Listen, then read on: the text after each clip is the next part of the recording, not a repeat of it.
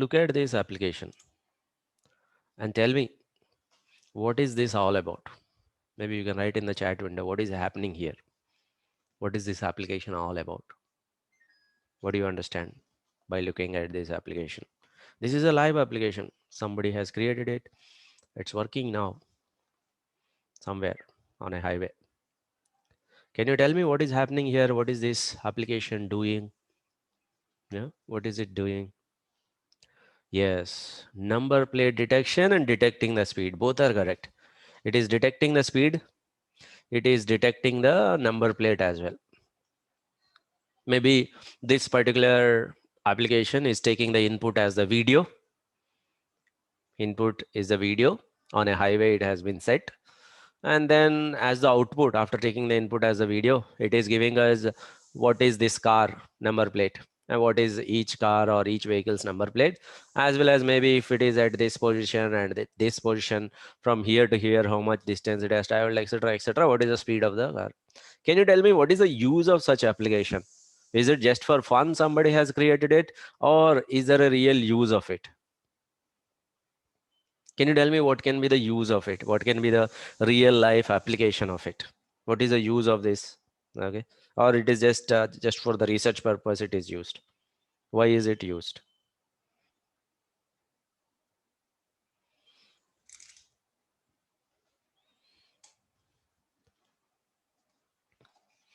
Maybe one of the application is you can track the speed of the vehicle. If some vehicles are going at very high speed, maybe you can uh, assign fines and all that, collect challans. The other application can be counting the number of vehicles going through a toll gate, or the recent application Indian government has implemented. What is that they have implemented? Do you know that there will be no toll collection, manual toll collection will not be there. It will be completely fast tag, isn't it? Fast tag. Have you ever heard of fast tag, all of you? Which is like automatically a vehicle. Right now it is on RFID or some other type of technology they are using to detect whether the vehicle has fast tag or not. Maybe you can also tie it down to the original number plate, etc., etc. There are so many applications that you can think of. Maybe you're searching for a particular vehicle, the police are tracking a particular vehicle. Maybe you have so many CCTVs in the town. Maybe you can track down a vehicle very easily. Okay, the applications are many from this image processing problem. The statistical technique that is involved behind the scenes is artificial neural network, which is the topic of our discussion today. What are artificial neural networks? What are ANNs? Artificial neural networks. In our body, we have natural neural networks. Okay, humans. Now, what are these artificial neural networks? How do we build these artificial neural network models? What are the applications of this, etc., etc., is what we are going to discuss. Whenever you hear about artificial neural networks, you will see these kind of graphics, especially when you are reading on YouTube or somewhere online and all that. Whenever there is a topic on artificial neural network starts, you will see these kind of graphics. I also kept these graphics just to tell you that this has nothing to do with ANN. Our artificial neural network topic will be same as our old y equal to e power beta naught plus beta 1 x1. Same old mathematics and all that. There is nothing related to neurology or biology that we need to learn. Okay. But these graphics look cool. That's why people include them. Okay. Just when you see them, ignore. Okay. Now let us understand the artificial neural network. Artificial neural network, as we discussed, it solves very complex problems. We have seen one example, isn't it, where it takes video as input, it takes images as input, and gives us something, number plate detection or speed or something, or object detection or face detection. These kind of things can be done using artificial neural network. Obviously the theory behind them would be very much complex, because the applications are very complex. If the applications are very complex, then the theory or the concept should be very complex. Obviously the artificial neural network is one of the most complex that is around in the machine learning arena. To understand artificial neural network, we will break it down to 4 parts. Okay, what I'll do is I'll prove point number one, point number two, sub theories, corollaries kind of thing. I'll prove four sub theories. And then once I combine all those four sub theories, that becomes artificial neural network. Individually, directly understanding artificial neural network will be a little bit confusing. So to get the intuition, to visualize what is happening behind the scenes, to understand the theory completely, we will break down this whole topic into four parts: one, two, three, four. I'll individually prove all these 4 points. Maybe what I need from you, the support I need from you is, maybe you might be thinking after point one, why am I talking about point two? What is the connection between them? There will visibly there will be no connection. After point two, what is the connection from point three? Visibly there will be no connection. Individually, I'll be proving these 4 points first. Later on, I'll join the dots. Once I prove all of them individually, you will be able to understand. Once I join all of them, all these 4 points put together will become ANN. So individually, let me prove one by one point. The first point is about logistic regression only. Do you remember the logistic regression line? In logistic regression line, what is our target value? What is our target value? It takes either zeros or ones, isn't it? It is a class as output, isn't it? And then we try to fit a line that will look like a curve, that will look like S. This is the logistic regression result. Okay. Let us suppose if age is on x-axis, on the y-axis you have zeros and ones. Then how do we read this result? Anything about 0.5, we call this as class 1. Anything below 0.5, we call this as class 0, isn't it? What I'm trying to say is, though you build the logistic regression line, which looks like this S curve, eventually for decision making, you're using this line of 0.5. This is known as decision boundary. Every logistic regression line gives us a decision boundary. That is my first point. If you have even single variable x1 versus y, or even if you have x1, x2 versus y, what is the target variable y here? Target variable y is color. Let's say this is class 1, class 0. It takes zeros and ones. Even if you have two variables x1, x2, logistic regression line at the end of the day gives us a decision boundary. This is not the logistic regression line diagram. This is the decision boundary diagram. This 0.5 is the decision boundary line. This is the decision boundary line. What is the proof that every logistic regression line ends up or gives us a decision boundary? Here is the proof. This is your logistic regression line, y equal to e power beta naught plus beta 1 x1 divided by 1 plus e power. If you bring e to this side, that will become log of y by 1 minus y equal to beta naught plus beta 1 x1 beta 2 x2.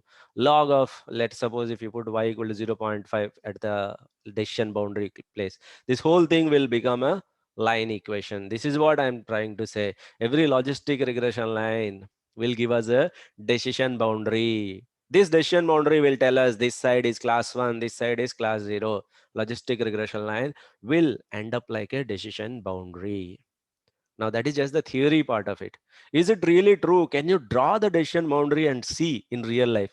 Maybe if there are too many variables, then we may not be able to draw. At least at this level, if you have variable x1, if you have variable x2, if you have the target variable, then we can draw the decision boundary.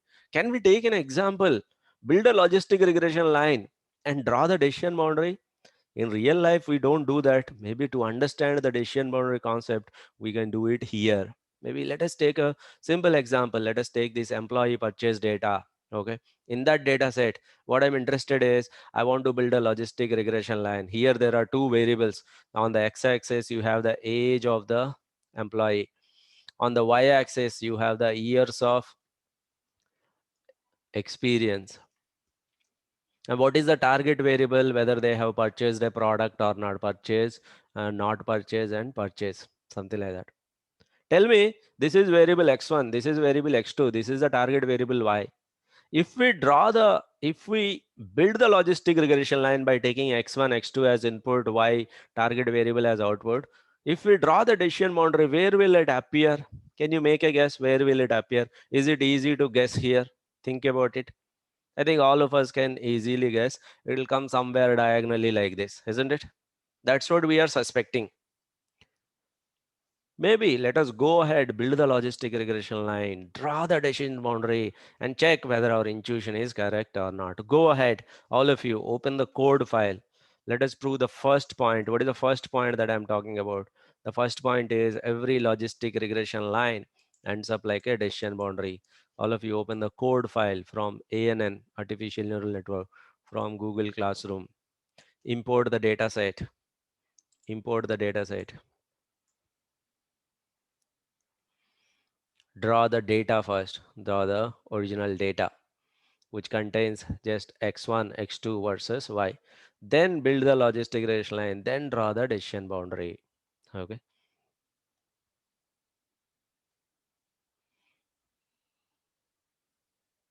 Here is the data x1, x2 versus y. Target variable is purchase 0, purchase 1. Then build the logistic regression line.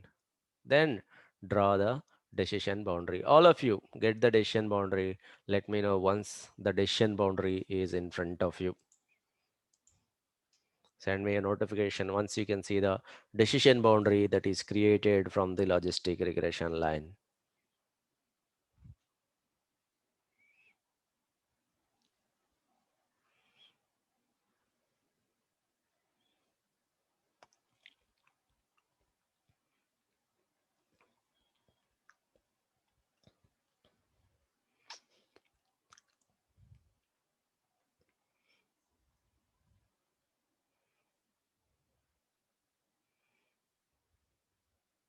All right, done. If everything works well, as you have seen in my code, the decision boundary, it'll appear like this in your case as well.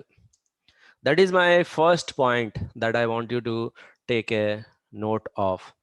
What is my first point? Every logistic regression line gives us a decision boundary. This decision boundary looks like a straight line.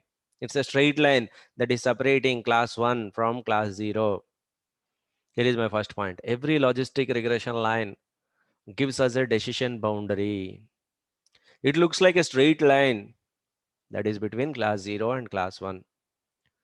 So take a note of this point. Later on, I'm going to use it. This is the first sub-theory. Have you understood this? Straightforward point, nothing difficult here. Logistic regression line gives us a decision boundary. That is point number 1. I'm going to prove point number 2, point number 3, point number 4. Then only we'll be able to combine all this. Okay. Until then, we will be proving them independently, one after the other.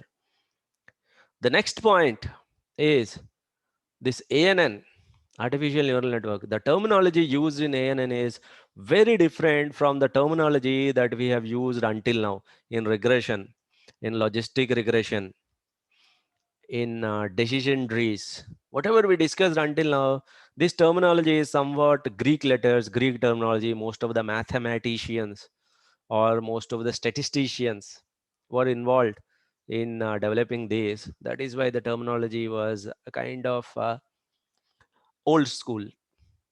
Most of the Greek letters are there. Y equal to e power beta naught, beta 1, betas, alphas, epsilons will come here. Whereas ANN kind of little bit new school. Most of the coders have developed it. So different terminology was used for discussing the same topic. So we need to get used to this new terminology. Otherwise, we will be totally clueless on what we are talking about, though we know completely what is happening. So let us understand the new terminology. So already what we have known that I'm going to convert it to new terminology. Look at the logistic regression line. What is a logistic regression line? Y equal to e power beta naught plus beta 1 x1 plus beta 2 x2 and so on, isn't it? Divided by 1 plus e power beta naught plus beta 1 x1 plus beta 2 x2, assuming that there are two input variables, one output variable y. Now here, from here on, until now we talked in terms of beta terminology. From here on, there will be no more betas. Betas have been now converted into W's. What do you mean by converted? Just it's a new terminology, that's it. There will be no more betas. The same equation, the same logistic regression line equation would be rewritten as y equal to e power w naught plus w1 x1 plus w2 x2. We used to call them as beta coefficients, right? Now we have to call them as weights. That's it. There will be no more coefficients terminology. Betas will be now weights. In artificial neural network, you will never find a term like beta. It will be called as weight. That's it. Weights. Okay. Have you understood what are weights now, all of you? When you see weights, are you comfortable? Will you be able to connect them to betas? Next time when you see weights, W's, you have to tell yourself, oh, this is nothing but beta coefficient. Okay. Even this will not be written as a equation.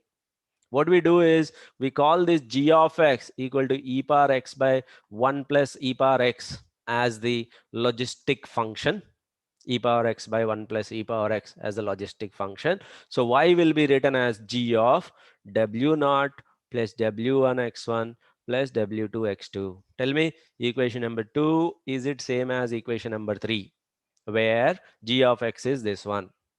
This is equation number 1. Tell me, equation number 2 and 3, are they same or not? Yes, they are one and the same, where g of x is this one. This is known as logistic function. Okay. There is a new name given to this function, which is also known as sigmoid function. Sigmoid function, whatever is the name, g of x equal to e power x by 1 plus e power x. This is not even written like an equation anymore in ANN. This is represented like a network diagram. This whole thing is represented like a network diagram. You know how it is represented like a network diagram? First of all, this is the logistic regression line, y equal to e power beta naught plus. In place of betas, you are writing w's. In place of this whole logistic function, you are writing this one. Now this will be represented like a network. X1, x2 are connected to y. So x1 is a variable 1, x2 is variable 2. They are connected to target variable y. X1 weight is w1, x2 weight is w2. Hey, what about the w naught, which is the intercept term w naught? So this is represented like a logistic regression equation. So when you see next time, it will not be written like this, it will not be written like this, it will not be written like this, it will be printed like a network diagram like this, where this connection is with g of x. G of x is a connection. So what is the meaning of this? So next time when you see this, when you see this diagram, x1, x2, and then they are connected to y, then there is w naught here, there is w1 here, there is w2 here, then what do you need to, and there is a g of x. G of x is usually not shown, assumed, that's it. Then what do we imagine from here? We have to first say w naught, w1 x1, w2 x2, apply g on top of it, that will give you y. That is what this diagram means. That's what you need to understand from here on. In future, you will see all these network diagrams. Maybe a small variation would be, it will be written as 1 into w naught. Instead of leaving it in the air, it is also shown like a node in this graph. But this will be the diagram that you will get most often. Are you comfortable reading this, all of you? Let us suppose if there are 3 variables, how it will be? Can you tell me? If there are 3 variables, how will be the logistic regression written as?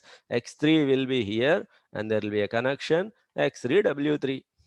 It will be G of W naught, W1 X1, W2 X2 plus W3 X3, where G of X equal to e power x divided by 1 plus e power x.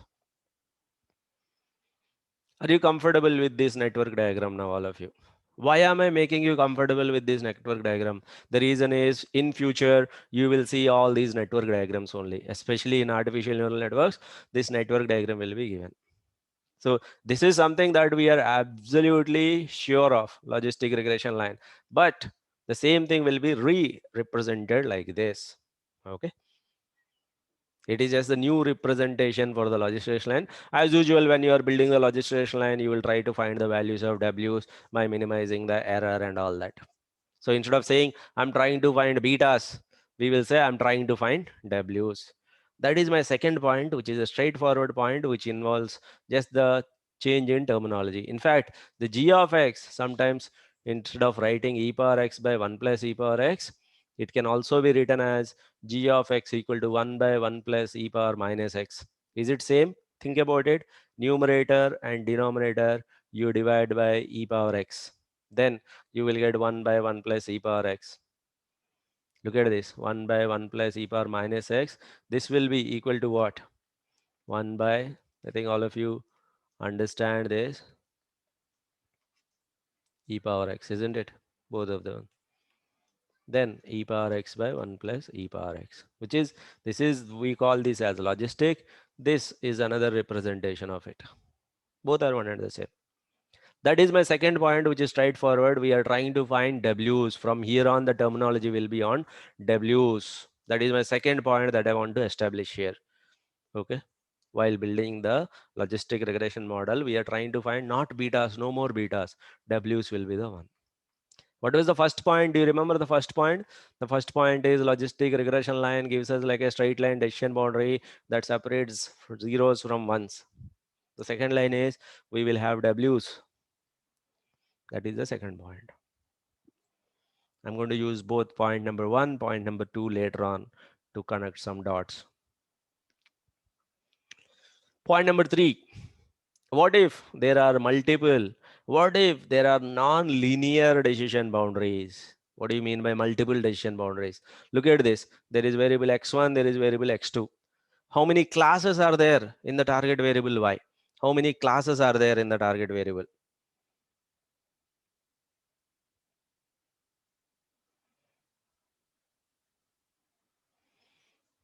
3 classes. So what are they? Class 0, class 1, and class, let's say, class blue, class green, and what is the third class? What is the name of the third class? Some of you are saying there are 3 classes. I agree with you. Blue is class number 1. Green is class number 2. What is the third class name? Now you want to change your opinion. Tell me once again, how many classes are there? In the target variable, how many classes are there? There are only 2 classes. Class 0, class 1, class 0. This is just, there are 2 classes only. It is a straightforward data set. It is a perfect case for logistic regression, in our opinion. You have variable x1, you have variable x2, you have the target variable y, which takes zeros and ones. Can you confirm that? Target variable y takes zeros and ones only. If you build a logistic regression line for this data, according to point number 1, every logistic regression line gives us a single decision boundary. Point number 1, in that, at that point also there was x1, x2, and target variable y. Only 3 variables were there, and we got a decision boundary. We, even from the theory also, we will get a single straight line. We don't get multiple straight lines from one logistic line. Every logistic line gives us a single straight line. Can you draw a single straight line to separate zeros and ones here? Can you draw one line that will separate zeros and ones? Can I say this is a very good line that is separating class 0 and class 1? No. Can I draw at any point? Can I draw one line that will separate zeros and ones? Can I say this is the line, this side class 0, this side class 1? Is that a good classification line? Nope. Can I draw a line here which says this side is class 0, this side is class 1? Nope.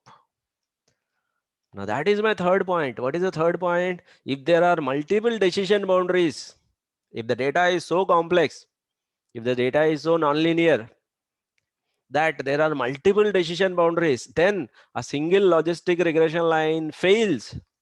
Why it fails? Because every logistic line will give us a single decision boundary only, that we have already seen. So logistic regression line doesn't seem to be a good option when it comes to either non-linear decision boundary, which logistic line has no ability to create, or multiple decision boundaries. In the case of multiple decision boundaries or non-linear decision boundaries, logistic regression line fails in classifying. So here the data x1, x2, and target variable y is there, but still logistic line will fail. Let us take the example. Earlier we took a small subset of the data. If you take the full data in the previous example only, earlier we took only this portion of the data, logistic line worked perfectly. If you take the same data, age is here, years of experience is here, okay, and whether the person has purchased a product or not. So there are zeros here, there are ones here, there are zeros here.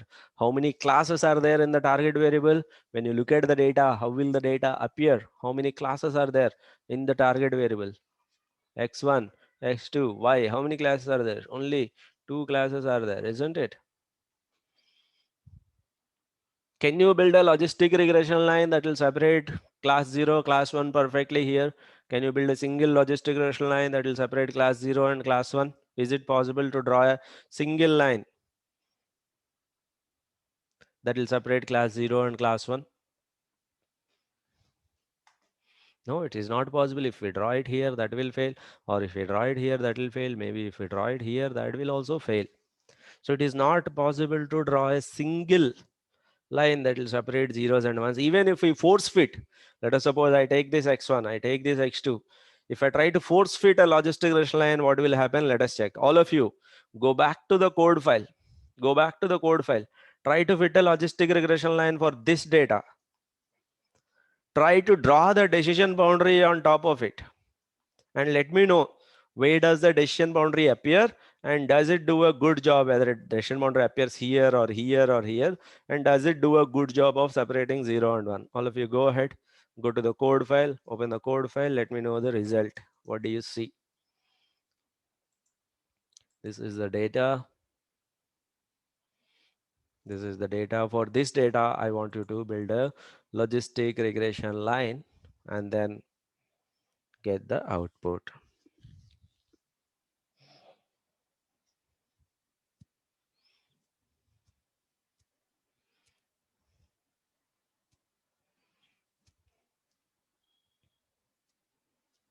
So what I want you to do is, for this, force fit a logistic regression line and let me know what is the result once you force fit a logistic regression line on this data. Are you getting the decision boundary? Can you see the decision boundary that is separating class 0 and class 1 perfectly? If you go ahead and force fit a logistic regression line and draw the decision boundary on top of it, it will appear like this. It will be even difficult for us to locate the decision boundary. We have to look very closely. Then we will get it somewhere here, isn't it, near the origin? Can you look, check that, all of you? You're getting the decision boundary near the origin. It is saying this side is class 1, this side is class 0. Do you think this is a good decision boundary that is classifying, that is creating a decision boundary between 0 and 1? Is it doing a good job of separating 0 and 1? Do you think this is a good fit for this data? Obviously not. Obviously not. There is no way this can be a good separating boundary. That is where the upper limit of logistic regression is. When the data gets really complex, when there are non-linear decision boundaries, when the data is clearly separable into class 0 or class 1, logistic regression does a good job. However, when there are non-linear, or in case of multiple or non-linear decision boundaries, logistic regression line fails. Logistic regression line fails in case of multiple or non-linear decision boundaries. That is the problem with logistration. Obviously, if there is a lot of variance, logistic regression will not be able to capture all of that because of the restrictions it has. Now, what is the solution? Here is the solution. My solution is the fourth point that I'm going to prove. If there are multiple decision boundaries, what is the solution? Tell me one thing. If I take only this portion of the data, if I take only this portion of the data, do you think logistic regression line is a good fit or not? Do you think logistic regression line does a good job if I take only, let's say this is region 1. In region 1, do you think logistic regression line is a good fit? Yes. If we build a logistic regression line, it will give us this type of decision boundary, isn't it? If I take only this portion of the data, take the middle portion twice, double count it. If I take this portion of the data, on this portion of the data, let's say that is region 2, do you think logistic regression line is going to do a good job of separating zeros and ones? Of course it will do. We have already seen it. So what we are going to do is, instead of building a single model, what I'll do is I'll build model number 1. I'll build first model number 1 by taking this portion of the data. We'll build model number 1. We will take the result of that model number 1. So right now we have the data which is like x1, x2 and the target variable y. I'll take a portion of x1, x2. I'll take a portion of x1, x2, both x1 and x2. This sub area will contain, that region 1 will contain portion of x1, x2. Build a model, call that as model 1. Get the predictions of that model. Supply x1, x2, you'll get the predictions. Call that as h1. Create a new variable. h1 is the result of the logistic line. It will be a value between 0 and 1. Take the second subregion, region 2. There you are taking x1, x2 again, but at a different subregion. x1, x2 again, but at a different subregion. Take x1, x2 again, build another logistic regression line that will be model 2. So the result of the model, store them in h2. Build a model, fill the first model, create h1 from there. Build the second model, create h2 from there. Then use h1, h2, build the model to predict the target variable y. So instead of directly predicting the target variable y using x1, x2, what are you doing? First, you are going to h1 by using a portion of x1, x2. By using another portion of x1, x2, you are going to h2. Then you are using h1, h2 to predict the target value y. Why am I doing this? So you might be getting the question, why aren't we directly predicting target value y using x1, x2? Have we tried it already? Have we already tried predicting the target value y using x1, x2? Have we already done it? We have tried it. Did it work? It did not work. That is the reason why first we are taking a subregion, creating h1, then we are taking another subregion, creating h2, using h1, h2 to predict the value y. So instead of building one model, which is x1, x2 versus y, how many models, how many logistic regression lines am I building here? Instead of building one logistic regression line, which is one model, how many models I'm creating here? Tell me. Instead of building one model, how many models am I creating? It is two models plus one more. If you count carefully, a portion of x1, x2, that will give us h1. A portion of x1, x2, that will give us h2. h1, h2 to y. Overall, there will be three models that we are building. h1 is result of model 1, h2 is result of model 2, and then h1, h2 will be used in prediction of target value y. Yes, we are building three models here, isn't it? That means instead of finding three weights, which is like x1, x2 versus y, which will give us three weights, isn't it? Usually, instead of finding three weights, how many weights are we finding? Tell me. Usually, I have to find only x1, x2 versus y, which is what?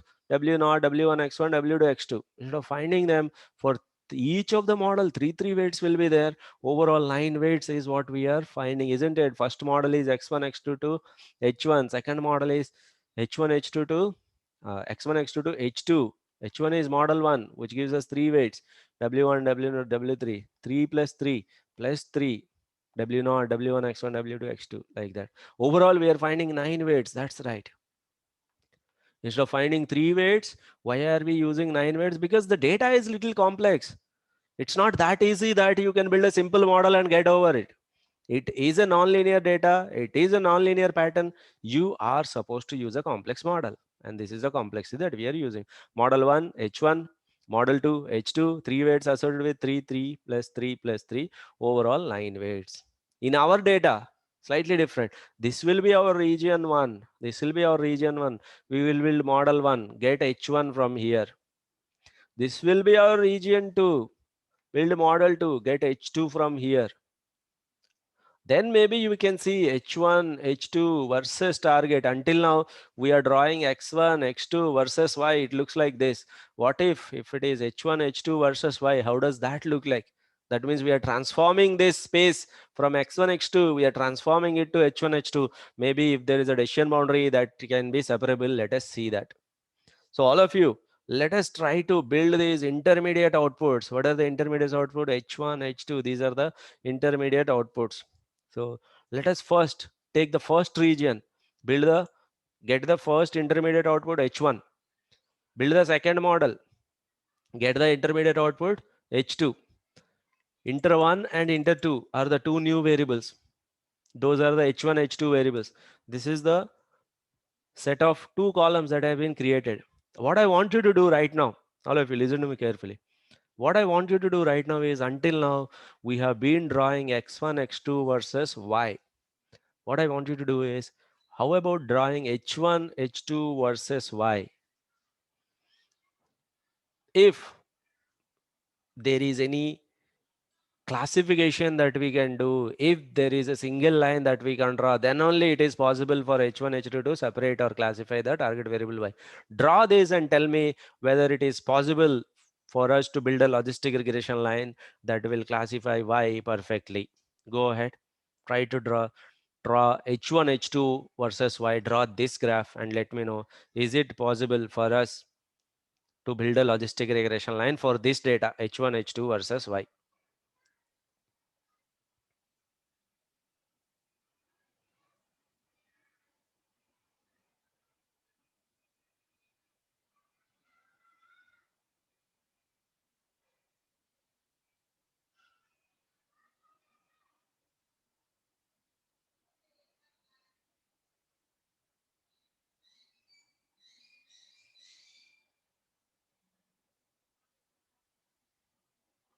Yes, go ahead. Go to the code file, draw h1, h2 versus y. Tell me, is it possible to draw a straight line? Right now, h1 is on the x-axis, that is a value, that is a result of a logistic line. So it will be between 0 and 1. h2 is on y-axis, and the target variable is on the color. Is it possible to draw a single line that will separate zeros and ones here? Is it possible? Yeah, it has to be a straight line. You cannot draw any curves or anything. The restriction is it has to be a straight line. So you have h1 here on the x-axis, you have h1, you have h2, and the target variable y is on color. You have blue color, you have red color. Yes, tell me, where will, if you go ahead and build a logistic regression line, where is h1 h2 versus y, where will the decision boundary come? How will it come? It has to separate class 0 and class 1. Where do you think it will come? Are you thinking it will come diagonally like this? Yeah, you're saying this side will be class 1, this side will be class 0. That is how the result of logistic regression line will appear. Is that what you're thinking? If that is what you're thinking, go ahead and build a logistic regression line. Tell me whether your intuition is correct or not. Go ahead, build a logistic regression line. Go ahead, proceed to the next snippet of code and let me know whether your intuition is in line with the results or not, or your results are in line with whatever you have thought of. Yes, are you getting a diagonal kind of decision boundary? I think it is straightforward. We should get something like that, isn't it? This is the decision boundary. If everything works fine, you will get this as a decision boundary, well within what we have thought, right? That is my fourth and final point. In fact, we can even draw the two decision boundaries separately. This is the region 1, that was the h1 result. This is region 2, this was the h2 result. Okay, we are not interested in these two. Once we transform, let's say if you take x1 x2 versus y, you have the two decision boundaries. If you take h1 h2 versus y, since h1 h2 we have transformed from x1 x2 space to some other space, then there are different values of y here, there are some values of y here, and there are some values of y here. These are the three decision boundaries. We know that every logistic regression line gives us one decision boundary, isn't it? All of you, do you agree with me? This is a h1 decision boundary, this is a h2 decision boundary, this is h1 h2 to y decision boundary, final decision boundary. So what did we do? We used intermediate outputs. We used intermediate output h1, we used intermediate output h2 to solve the problem of non-linear or multiple decision boundaries. Why didn't we directly go for x1 from x1 x2 to y directly? We didn't go. Why didn't we go? Because there is a lot of non-linearity. x1 x2 as it is, they don't have the ability to classify y. So from x1 x2, a part of it we have created h1, a part of it we created h2. From h1 h2 we used y, we created or we classified y using h1 h2. Why did we have to do this? Because there is non-linearity in the data. Directly x1 x2 don't have the ability to predict the value y. Imagine I'm your client. I'm your client. Finally, you have done the right classification. Okay, whatever the process that you have followed, if I ignore it, you have eventually using creating h1 or creating h2, somehow you done the classification. Now tell me, have you used any external data? Any external data, or you have done the right classification with whatever is given to you? So I gave you the data of x1, x2, and y only. Only this much data I gave you. Have you done finally, eventually, the classification using the data that I have provided you, or you have cheated me by creating or by getting some external data from somewhere, and then you have, you know, done the classification? Tell me, did you use any external sources, or you have used the data that is provided to you? Think about it. We have created H1, we have created H2, but are you creating them? Are you creating them from any external data or the data that is given to you? Are you creating them? Think about it. Are we getting any external data or the data that is given to you? So the data that is provided to us, we used only that data. So does it really matter? Eventually, with the data given, have we done the right classification or not? Yes, with whatever data is given to us, we have successfully classified target value. Yes, maybe internally we have created H1, internally we have created H2. Somehow we have done the classification. That doesn't matter to the client, isn't it? Eventually, what really matters is, have you done a good job of classifying the target variable or not? Why did we have to go through this path? Because x1, x2 as it is, they don't have the ability to predict the target variable because there is non-linearity in the data. Multiple decision boundaries are required. Okay. So here is the a little bit of intrusion to the neural network. So basically your target value y, is a function of h1, h2, isn't it? Y is created from h1, h2. H1, h2 are a function of what? H1, h2 are a function of x1, x2. Can I say y is indeed a function of x1, x2 only? Think about it again. Is y a function of any external variable or it is a function of x1, x2 only? Y is a function of h1, h2. H1, h2 are a function of x1, x2. So y is definitely a function of h1, x1, x2 only, isn't it? So no external data was given, no external data was used. Y has been predicted or created using x1, x2 only. So definitely we have solved this problem without using any external data. Yes, we did create h1, h2, but you know what? They are functions of x1, x2 only. Yes. How exactly we created H1, H2? By building the logistic regression lines. Logistic regression line. This is the logistic regression line output. So you build the first logistic regression line. You build this first logistic regression line based on this data. You supply the values of x1. You supply the values of x2. You will get the prediction, right?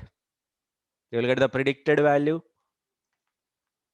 So you go back to the data. Let us suppose you take the first data row.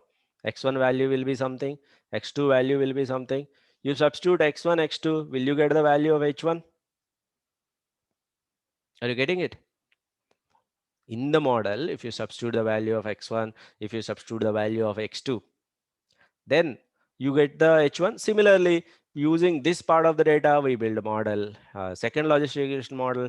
By substituting the values of x1, x2, we'll get the h2. Like that, x1, x2 are used in creation of h1, h2.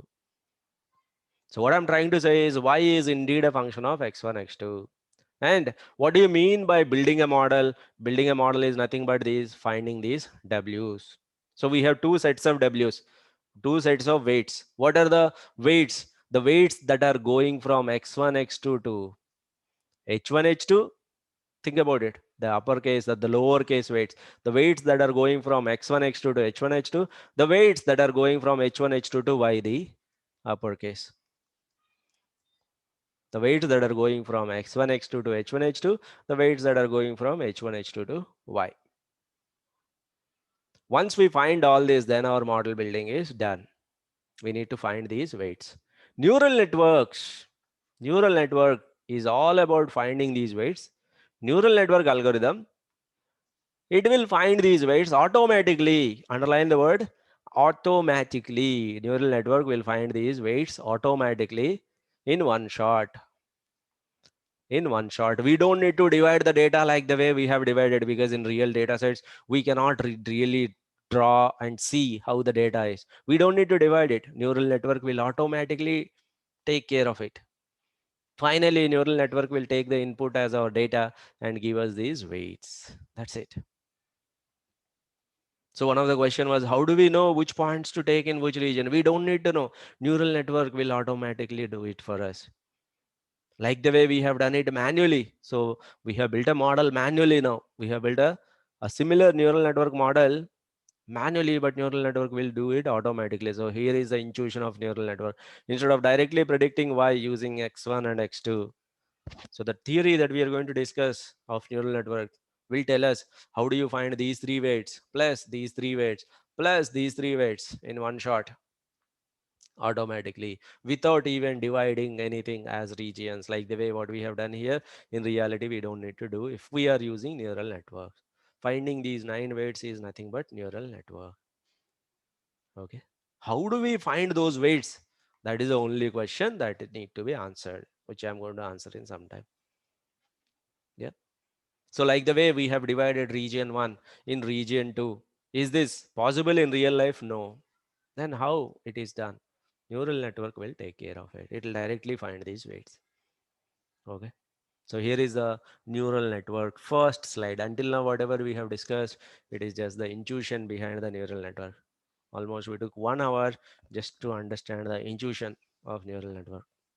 A neural network has input layer. In the input layer, you have all the input variables, and there is one term called one. It is associated with what? Can you tell me what is this one associated with? Why there is one here? So usually we have that intercept W naught, right? This is also known as, there is a new name for it. This is known as bias term here. But this is for us, until now we used to call this as intercept, isn't it? Here the name is bias, but we used to call that as intercept one. Yeah, it is associated with intercept. That is right. Otherwise, some people will leave this in the air also. Otherwise, to make this graph looks somewhat decent, we put one node x1. This is a constant node, bias node, x1, x2. H1 is the result of the logistic regression line, and H2. So this is known as hidden layer. This H1 is known as hidden node. Hidden node. This is input node. Input layer has input nodes. Hidden layer has hidden nodes. Hidden node 1, hidden node 2. Hidden node. Hidden node 1, hidden node 2. This is known as output layer. This is known as output node. Sometimes if we have multi-class classification, multiple output nodes will be there. Input layer, hidden layer. Input layer has input nodes. Hidden layer has hidden nodes. Output layer has output nodes. Have you understood the concept of hidden layer, all of you? This is one important concept that should be there in our mind when we are visualizing neural network. Have you understood why x1, x2 are not directly connected to y? Why they have to go through a different route of h1, h2? Why we have to transform x1, x2 to a different space and then try to build a model? Have you understood the need of it? All of you. Because x1, x2 directly, they don't have the ability, especially for a complex problem. If the data is so complex, if there is no clear decision boundary between x1, x2 to y, then we may have to transform them to a different space, which is that h1, h2 space. That is known as hidden layer in a neural network. Tell me one thing. Tell me one thing. Your data was zeros here, ones here, zeros here. That is why two hidden nodes were sufficient, because one hidden node gave you this one hidden node gave you this one. What if there are so many ones here? How many hidden nodes are required for this? Do you think two hidden nodes are sufficient here as well? Or you may need one more hidden node? What do you think? If the data is even more complex than what is shown to you, let us suppose if the data is like this, you need hidden node here, hidden node here, one more hidden node here. Do you think this neural network is sufficient to solve this problem? I think 3 nodes are required, isn't it? Right now you have to find 9 weights, 3 plus 3 plus 3. If you add one more hidden node, H3, for solving this type of problem, how many more weights you need to calculate? As of now, there are 9 weights. How many more weights will be added? If I add H3, In the same hidden layer, if I'm adding one more hidden node, how many weights? Let us see. 1, 2, 3. That is it? Only 3? 3. 9 plus 3. Is that it? Or am I missing anything here? Now from here to here, you have to use that in prediction of the target value y, isn't it? One more plus 1. Am I right? Think about it, all of you. It will be 13 weights. It will not be 12. Yes, 3 weights which are connected to input, and then one more weight that is connected from hidden to output. So in the hidden layer, how many hidden nodes should be there? That depends on the complexity of the data. Tell me one thing. If the data is like this, zeros are here, ones are here, how many hidden nodes are required? How many hidden nodes are required?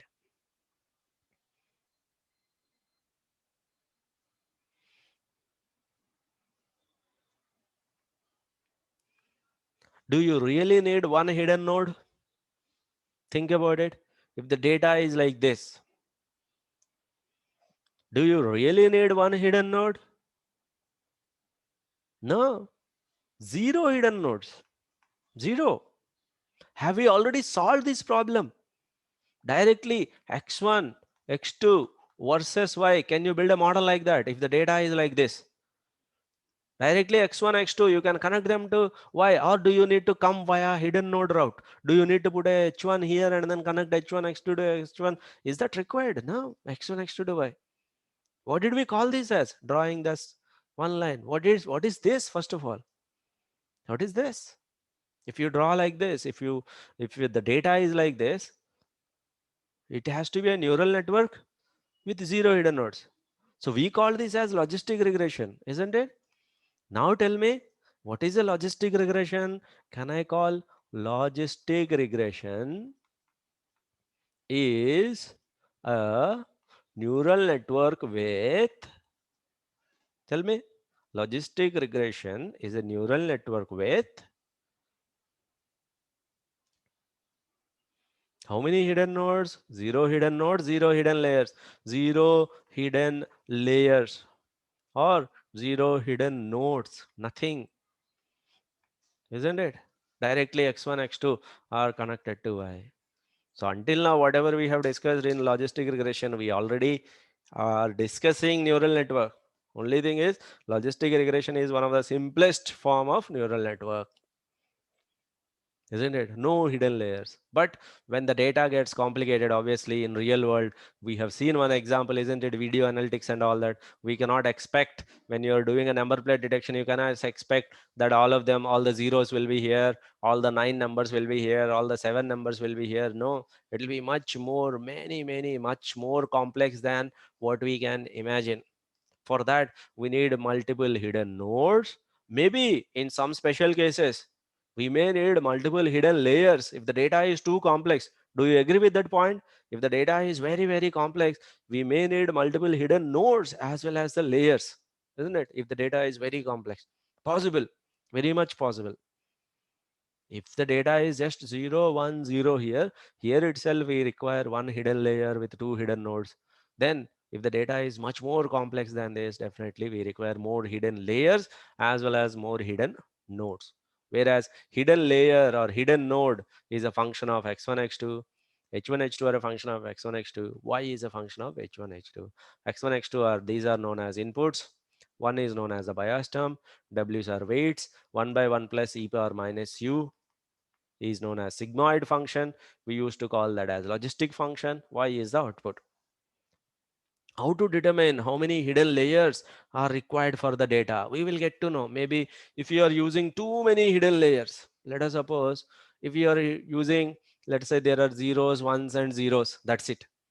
How many are required? Let's say, and then one, something like this. Let's say 0, 1, 0, and then 1. Here you require only 3 hidden nodes, but you gave 30 hidden nodes. What will happen? If there are too many hidden nodes, 3 hidden nodes are required, or 3 hidden layers, or 1 layer with 3 hidden nodes are required, but you gave 30 hidden nodes, or you gave 300 hidden nodes, crazily higher number, the model will overfit. Do you know how to detect overfitted model? Do you know what is wrong with that neural network model when it is overfitted? How do you detect your overfitted model? Overfitted means the model is trying too much to learn what is given to it. Yeah. Yeah. So if the model is too much overfitted on the trained data, you may see the model has almost 100% accuracy, but when you test it on the test data, you may see 40, 50, 60% accuracy. Then you know, then what will you do? Tell me. If this is the result, you gave 30 hidden nodes, but you got this result.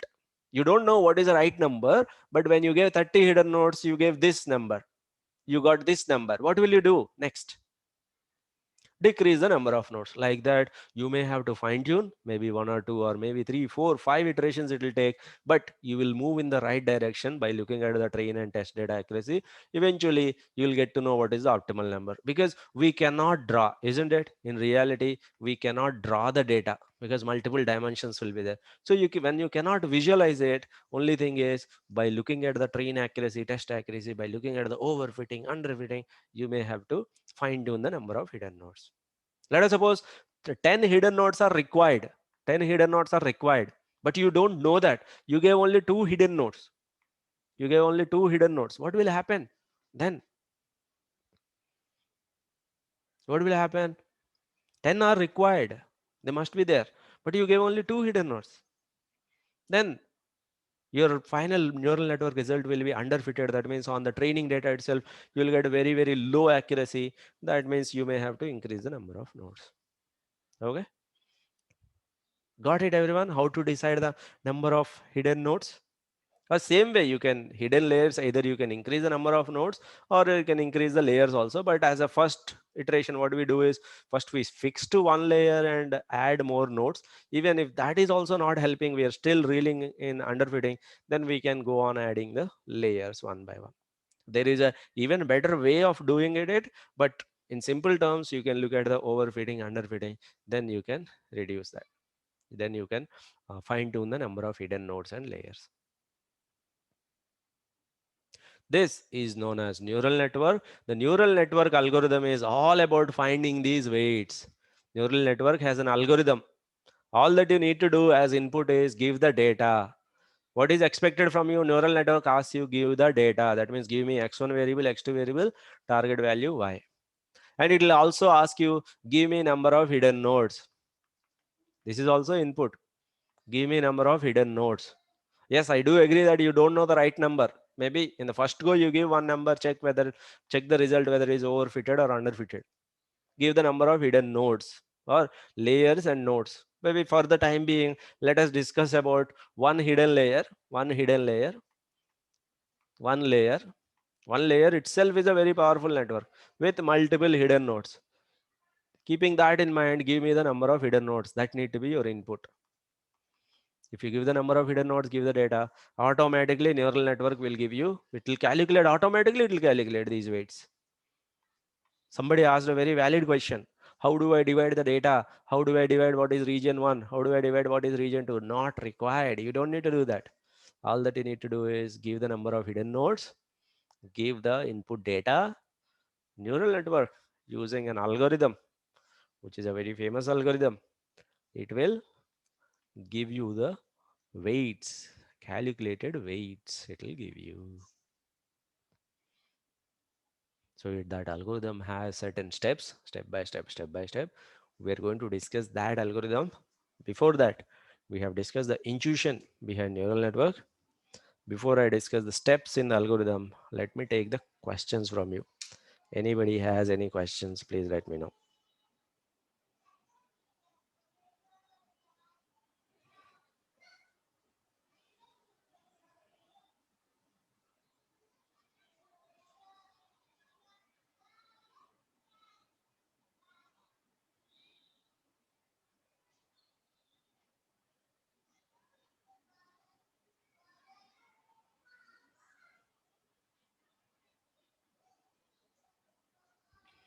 All right then.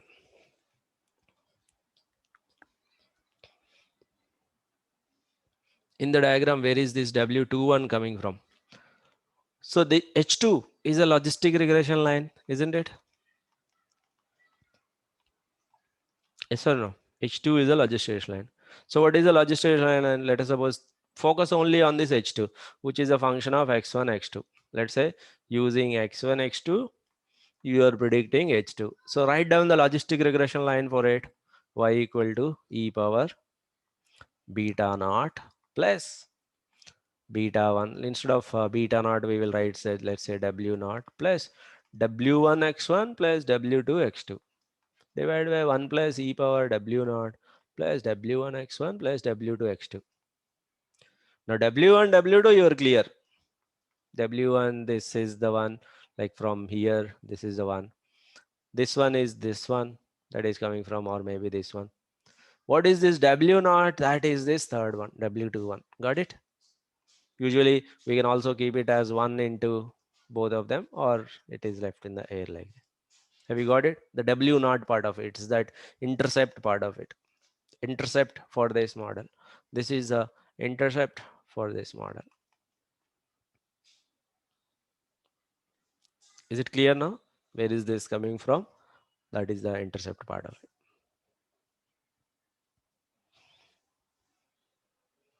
Yes, that is the intercept for this hidden node. This is the intercept for this hidden node. There are two intercepts like that is where there are three here, and then three here. Yeah.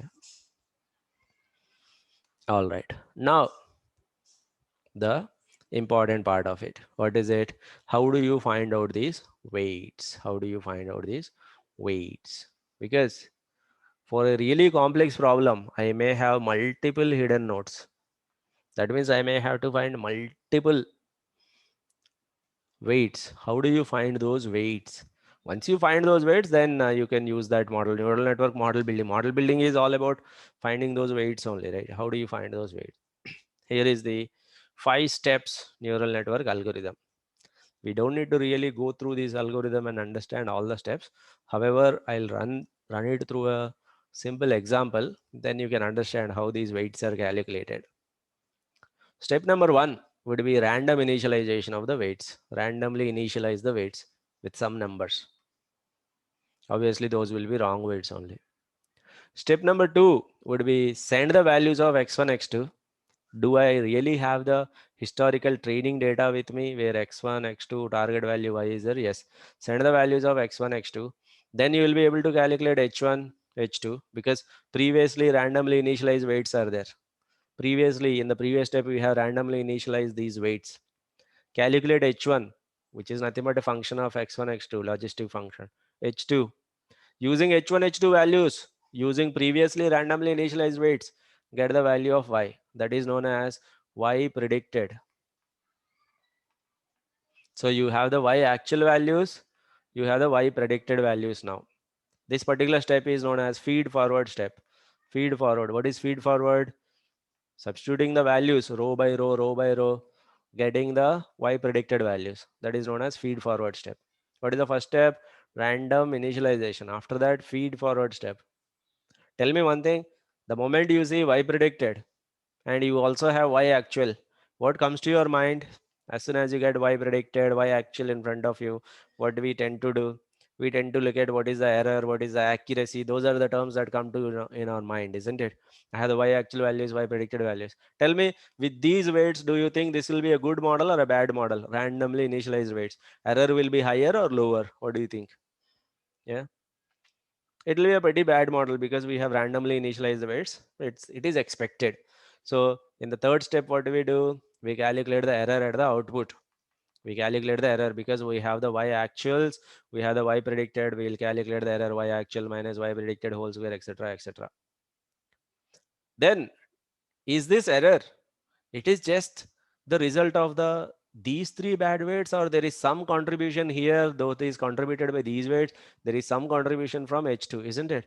This error is not simply because of these wrong weights. The error is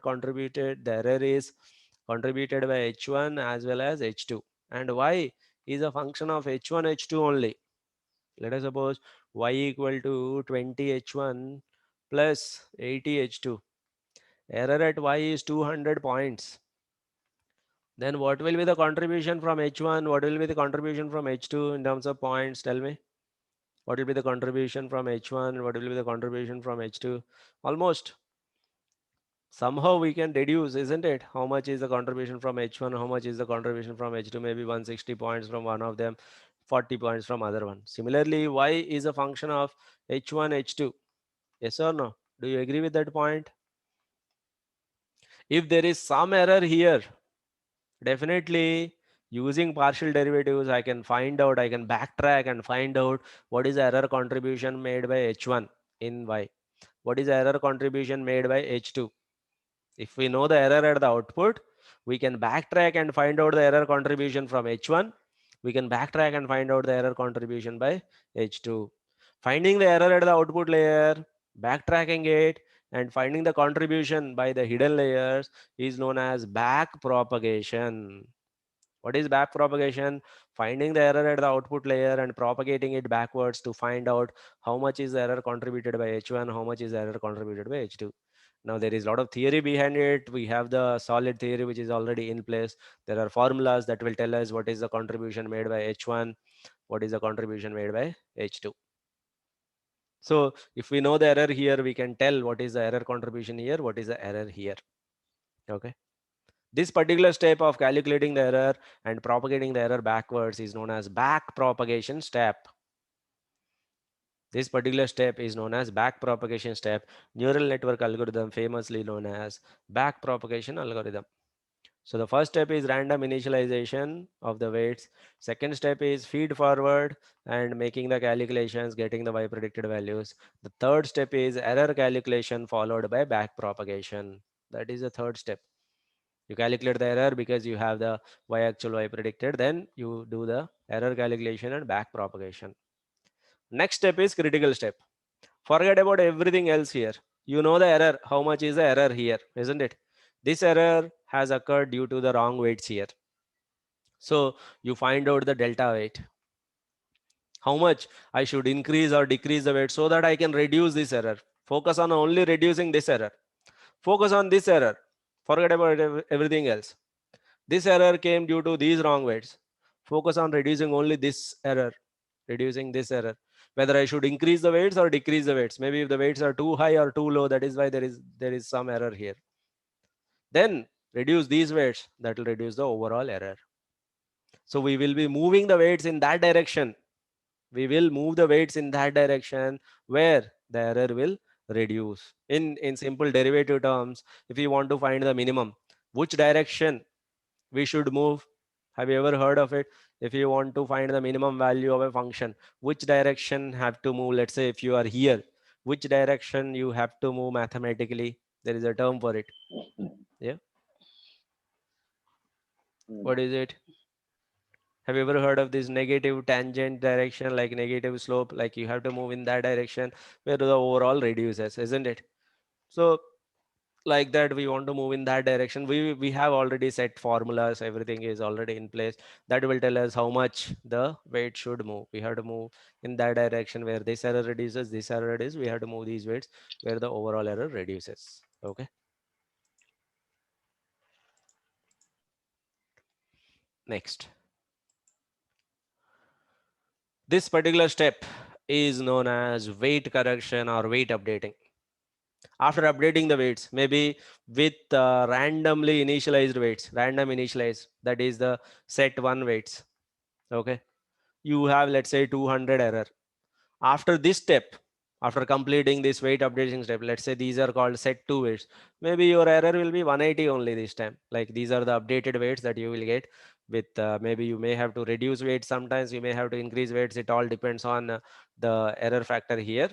Then these are the new set of weights. These will be set two weights. Maybe with set one weights you have 200 error. With set two weights you will have only 180 error. Does that mean we should stop it here? So with these set two weights, we should stop it here, or what is our next step? What do you think? Shall I stop it here and thinking that this is my best model that I can build? These are my final weights. Can I say these are my final weights? Shall I stop it here? What do you think? What is my next step? Earlier you were random, totally random. Now you have somewhat decent, not even decent, like little better than the previous one. Yeah. So what will you do next step? What is the next step? Act as if these are your random initialized ones. Then what will you do? Act as if these are random initialized ones. Then what will you do? You start with the feed forward step, yes or no? Act as if these are your now new weights. These are the random, if these are the randomly initialized weights which are giving you 180 error. What is your first step after that? Feed forward step. At the end of feed forward, you have the y actual, y predicted. Then what is the next step? What is the next step? Let's say this is with set two weights. After feed forward, what is the next step? All of you participate. Feed forward followed by you have the y actual, y predicted. Then what will you do? You will do the error calculation, back propagation. Yes or no? Error calculation, back propagation. After back propagation, what will happen? You will get the error contribution here. What is the next step after error calculation and back propagation? You got the error here, so you have to change these weights. What is that called? Weight updating. Then you will get set three weights. Maybe with set three weights, you are getting 175 as the error. What is the next step? Feed forward, error calculation, back propagation, weight updating. Feed forward, error calculation, back propagation. Feed forward, error calculation, back propagation. करते रहो करते रहो करते रहो. What is the stopping criterion, boss? When do I stop? ऐसा कितना देर करता रहूं? When do I stop? What is the stopping? Theoretical stopping criterion. What is the theoretically? What is the stopping criterion? When the error becomes zero, which may not happen all the time. The other stopping criterion is when the weights are not updating at all, no matter how many times when I send the data. After a point of time, the weights are not updating. The error is so low. Beyond that, the error is not reducing. Then also you can stop. So either error reaches zero, perfect stopping criteria, or the weights are not updating at all. That is how neural network will find these weights and give you. So the idea here is neural network is a universal function approximator. Using these 5 steps, it will find the weights and solve any problem in this world. What is the first step? Randomly initialize weight. Second step is feed forward. Third step is error calculation, back propagation. Fourth step is weight updating. After this, new weights will come, then do feed forward, then do error calculation, back propagation, weight updating. This repeats multiple times. Then once you reach the, you know, almost minimum error or zero error, you exit. That is a neural network algorithm. Let us suppose I have a very, very, very complex problem. I can't even draw it because I have x1, x2, and so on, x100, x300 variables are there. I can't draw. Very, very complex problem. All that I need to do is, what I need to do, if the problem is very, very complex, what I need to add, tell me in the neural network, what I need to add.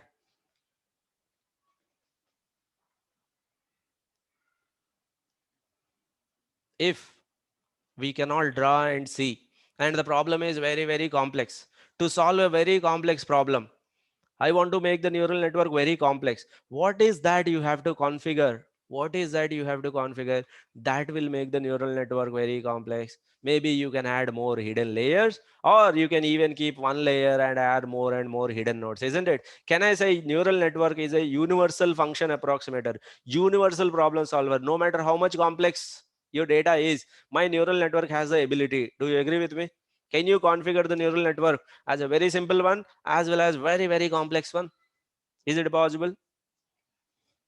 Can I say neural network is a universal function approximator? No matter how much complexity you have in your data, all that you need to do is to make the neural network very, very powerful. You got to add hidden layers or hidden nodes that will make sure that you're adding so much of the decision boundaries that will separate out class zeros and class ones. That is it. That is what makes these neural networks very special. The concept of hidden layers and hidden nodes, which will make sure that you can solve any type of complexity. Let us see another algorithm, another demo of how this algorithm works. There are zeros here, ones here, zeros here, ones here. If you simplify this data, zeros, ones, zeros, ones. This is the input x1, x2. This is variable x1, this is variable x2, target variable y takes zeros and ones. Okay. So x1, 1, x2, 1, y is 0. This is the first data point. Check this out. Very simple data. x1, 0, x2, 0, y is also 0. Second data point. 1, 0, 1. x1, 1, x2, 0, 1. 0, 1, 1. Check this out. This is the data and this is the diagram of it. Can you tell me, is it possible a single logistic regression line? This data looks like a perfect case for logistic regression line. X1 is here, X2 is here, Y is the target variable which is having only zeros and ones. Binary classification. Can I build a logistic regression line to solve this problem?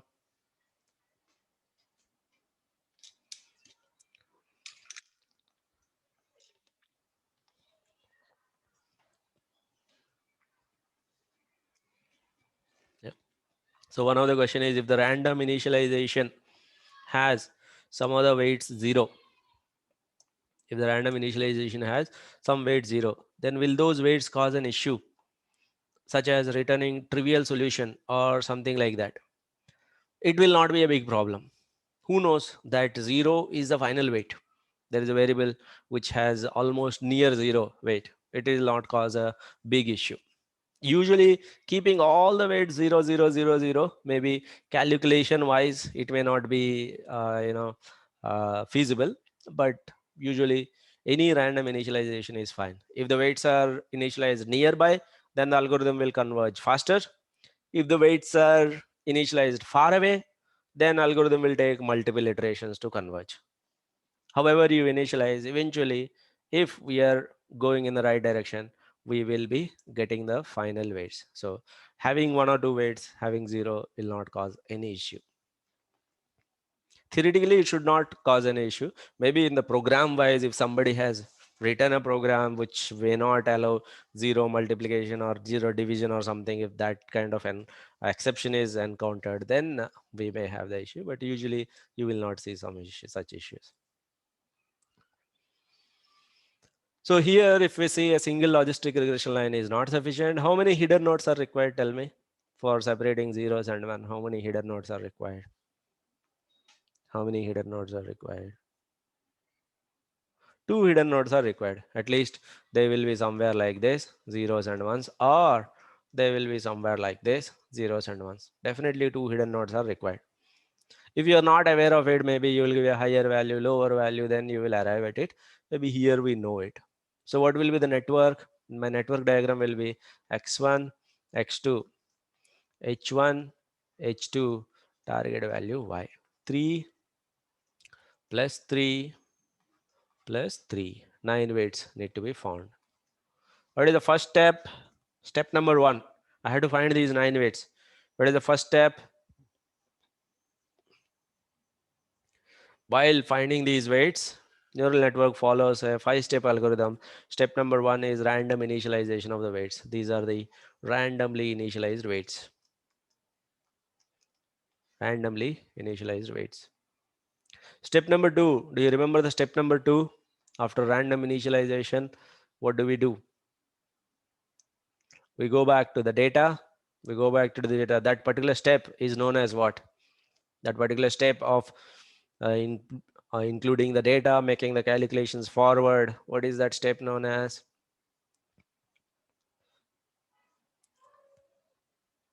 We input the data, we make the calculation forward. That step is known as feed forward step.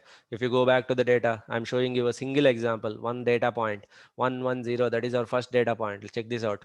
X1 is 1, X2 is 1, output is 0. So I'm keeping 1 here, making the calculations forward with these weights H1 calculated, with these weights H2 calculated, with these weights with H1, H2, Y is calculated. Y actual value is 0 from the data. This is from the data. This is Y actual. This is Y predicted value. Y predicted value at one point. Like that we calculate at every point. Maybe in this example, I'll show it with a single point for the demo. So we calculate the Y predicted. These are the Y actual. Once you have the Y predicted, Y actual, what do you do? What is the next step? You have Y actual, Y predicted. Feed forward step is done. This happens to be step 2. Step 1 is random initialization. Step 2 is feed forward. What is step 3? Yeah. What is step 3? Step 3 is error calculation and back propagation. So there are certain formulas. We calculate the error. Different types of errors are there.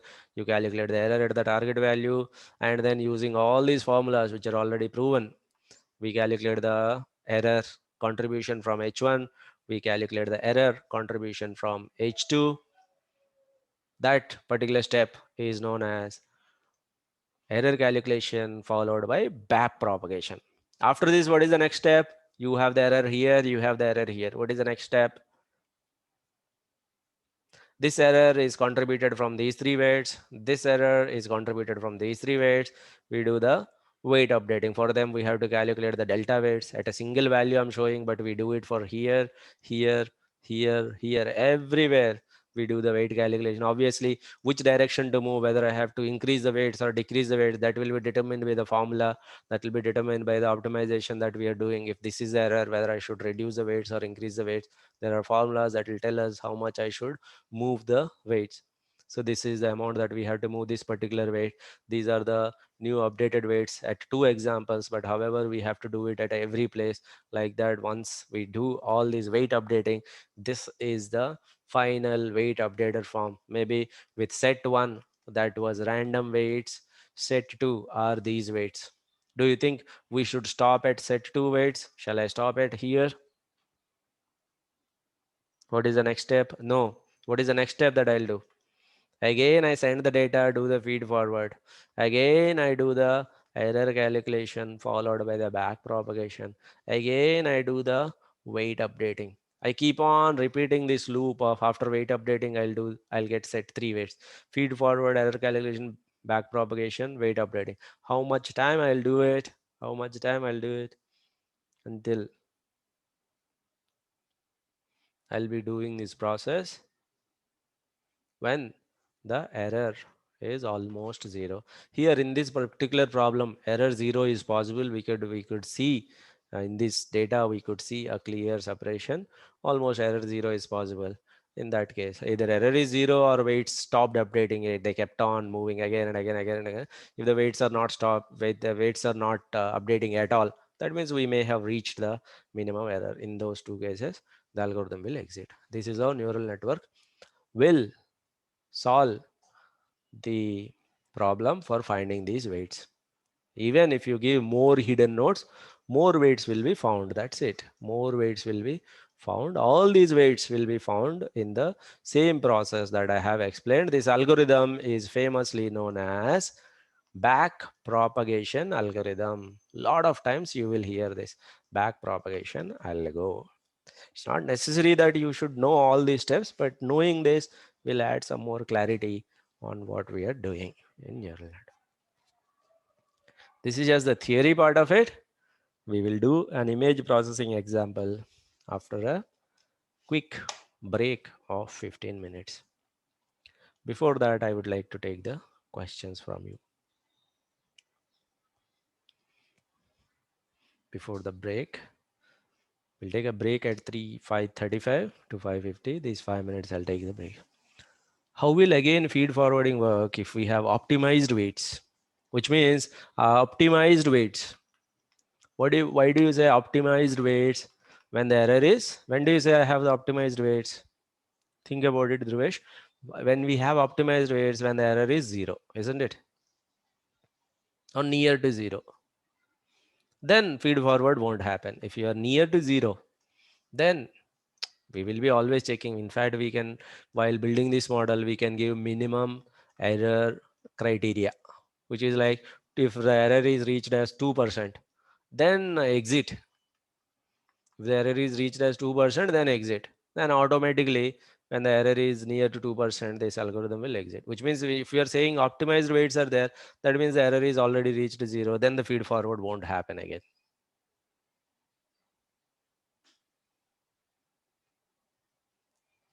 Are you with me? Yeah. So at every, like after every weight updating step, we will be checking whether we have reached the minimum error or not. If the minimum error is not reached, that means the weights are not optimized. Yes or no? After this, if I have, let's say, 5% error, maybe the minimum error criteria is 2%, because practically 0% error, minimum error is may not be a good chance. I mean, we may not have such kind of problems where you have everything clearly black and white, zeros and ones like this. Definitely there will be some error. Somebody has said 2% is the minimum error criteria, we haven't reached, then also Otherwise, even if somebody sets 2% as a minimum error criteria, if the weights are not updating, no matter how many times if I'm doing feed forward, the weights are not changing. I did the feed forward, I calculated the error, then back propagation, almost very small fractional back propagation, weights are not changing, then also the algorithm will exit. That means weights are not changing after so many iterations. That means almost minimum error criteria is met. Okay.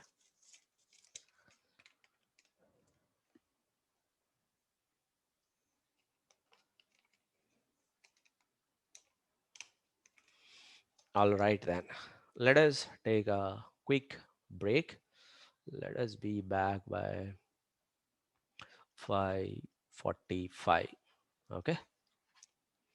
And then we will see a really intense application of neural network. Until I have considered very, very simple examples for you to understand the theory of it.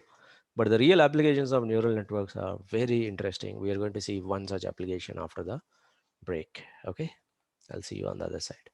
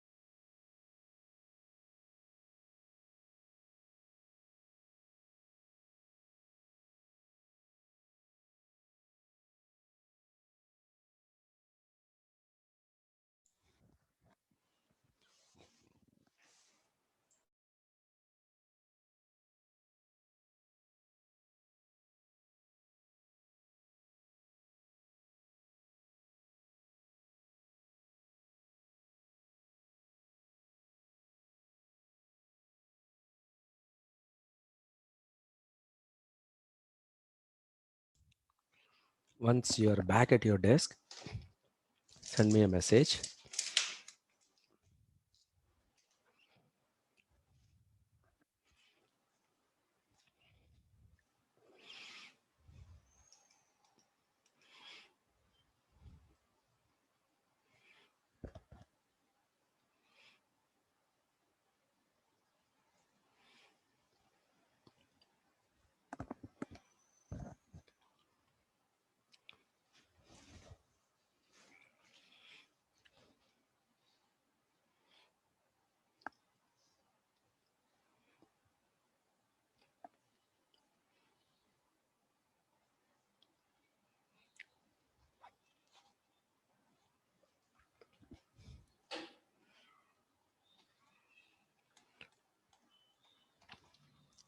Okay,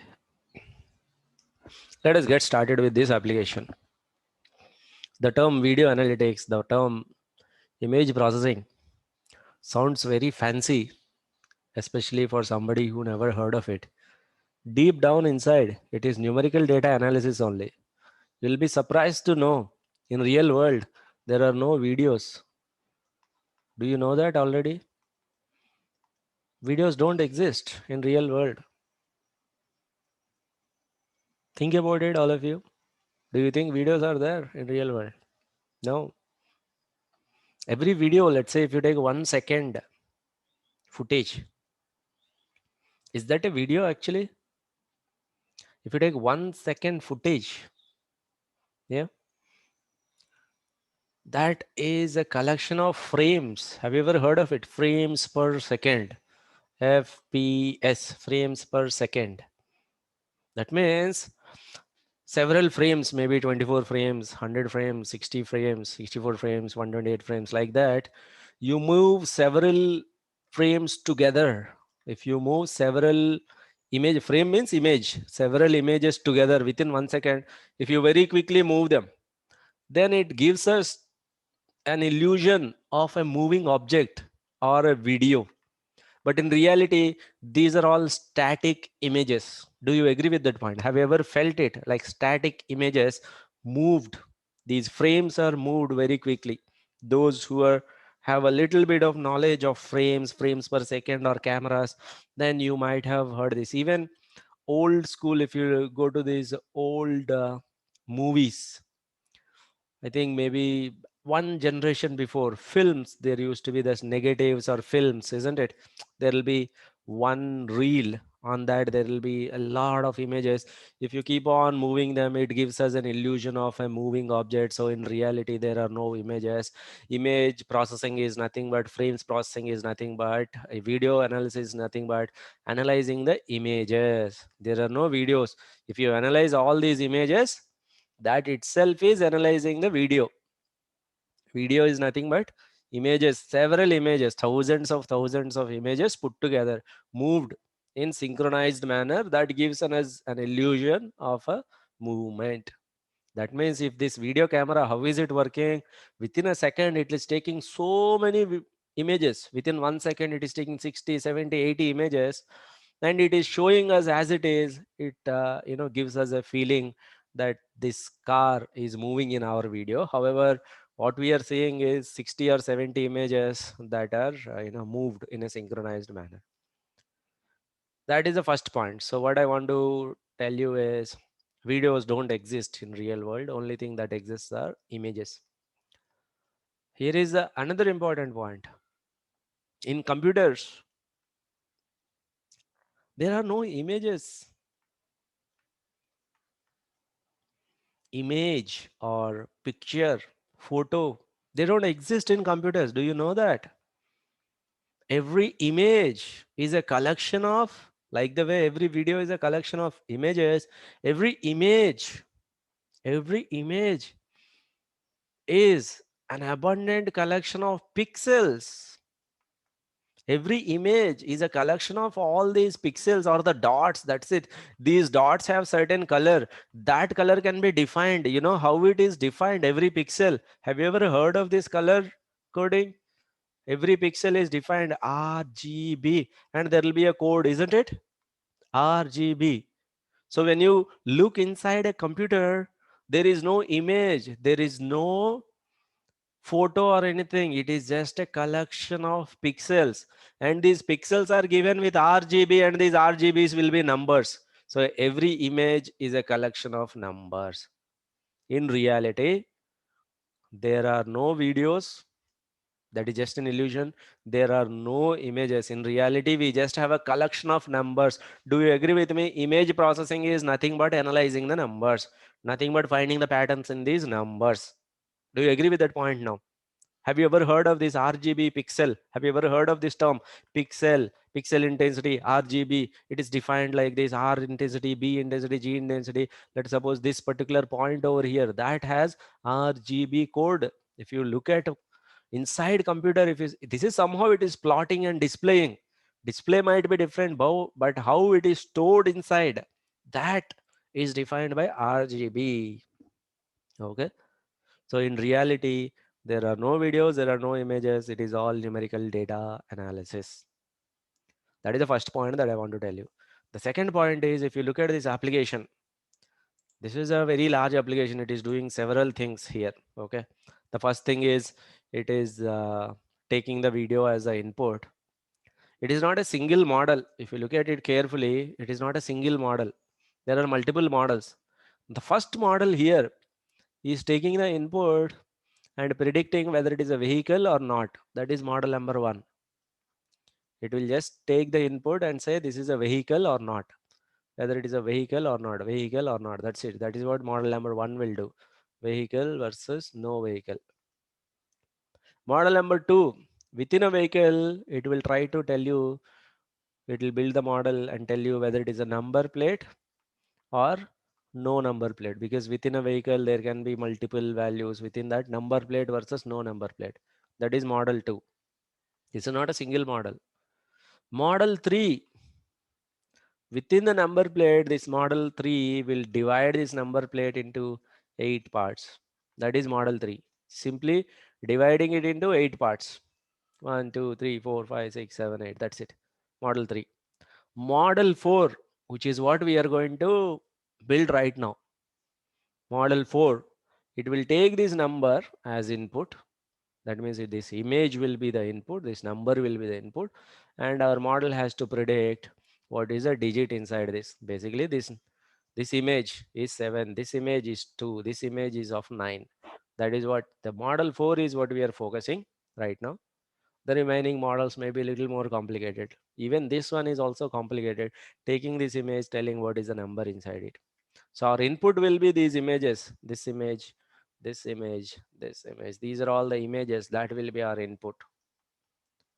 Our output will be, if this is the input, our output should be 8.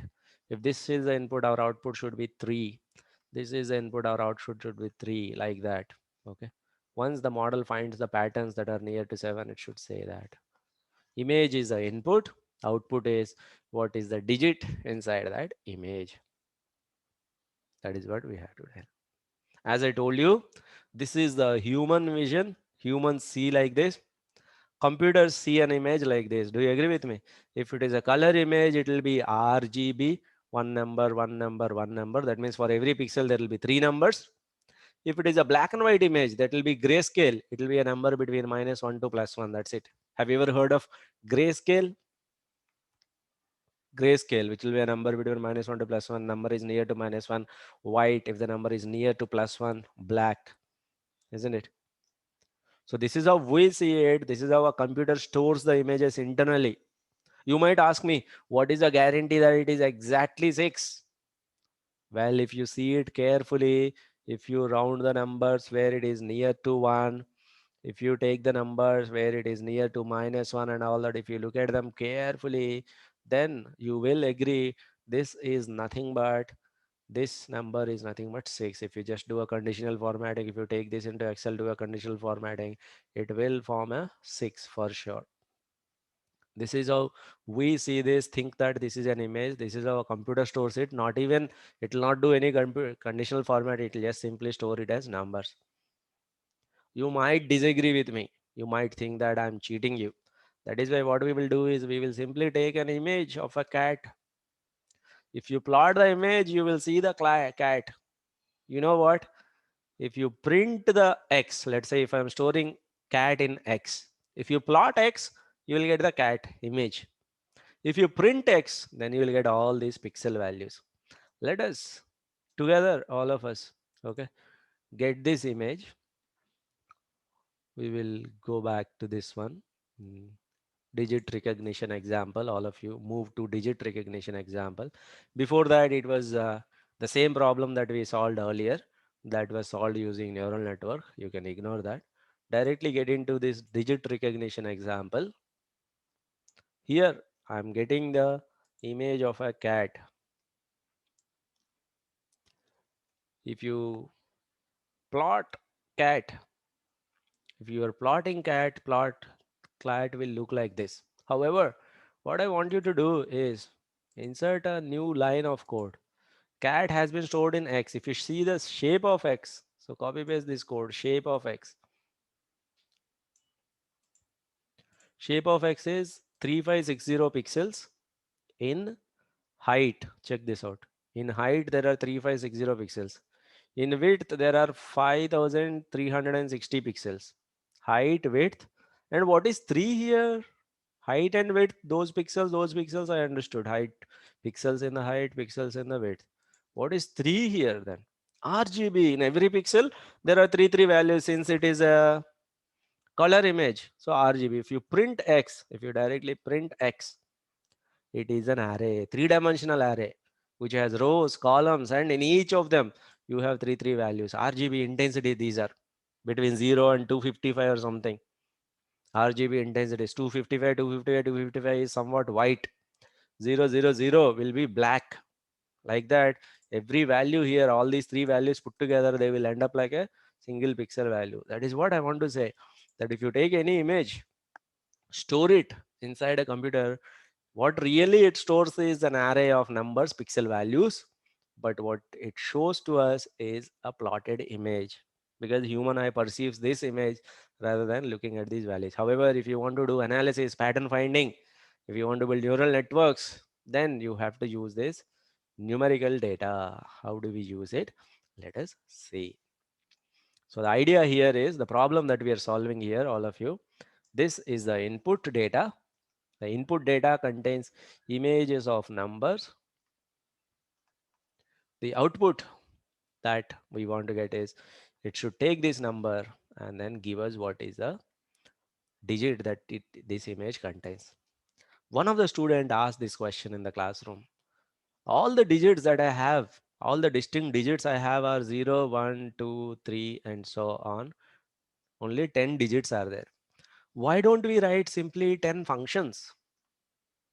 Why don't we write simply 10 functions? There is one function that will identify 0. If this 0 comes, then automatically it will predict it as 0. There will be one function that will identify 1. Like that, why don't we write simply 0 to 9, 10 functions? Tell me, what is the issue with it? What is the issue with it? There are only 10 images, right? The argument is there are only 10 images, 10 digits are there. Why don't we write simply 10 functions for detecting these 10 distinct images? Even if we have 1 lakh images, all of them will be 10 distinct digits only. Why that idea fails? Can you tell me? Let us suppose you wrote a function to detect this 7. Let's say you wrote a function which says white, white, white, white, white, if black, black, black, and these are the blacks, white. Then if you write a function to detect this 7, will that function detect this as 7? Tell me. If you write a function to detect this 7, will that function detect this 7? Think about it, all of you. Is it possible? No. If you write a function to detect this 9, though this is 9, will that function predict this as 9? No guarantee. Look at this. This is 1. But if you write a function for detecting this one, it will fail. So what we have to do is, instead of looking at the images, what we want is, we want a model that will understand the patterns in the data. Next time when it sees these patterns, it has to predict, isn't it? We want to train a model that will understand, okay, 9 means there will be a circle and there will be one line.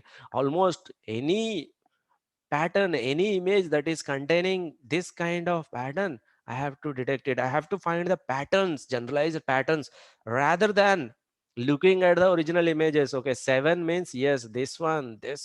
I'll train it as many images as possible. Then my model will understand all the patterns from the data in future. If nearby patterns comes, then this will be not be predicted as 9. This will not be predicted as 6. Yes, there may be some probability, but this will have the highest probability to be predicted by 6, because 7 has one straight line and one line of this. 6 has one circle and one straight line, but it has a different pattern compared to 9. Are you getting it? Different styles of images are there, different styles of digits are there. Here we cannot build static functions, we cannot write static program. We need to write a model that will understand the data. We need to build a model that will understand the patterns in the data rather than memorizing the data. Do you agree with that point? We want our model to understand the patterns in the data. That is why we need to build a machine learning model. Obviously, a simple machine learning model like linear regression or logistic regression or decision trees, they may fail because they are very straightforward. Here, the input, you know what is the input here? The input is each pixel value. Each pixel value. As an example here, there are 16 pixels here, 16 pixels here.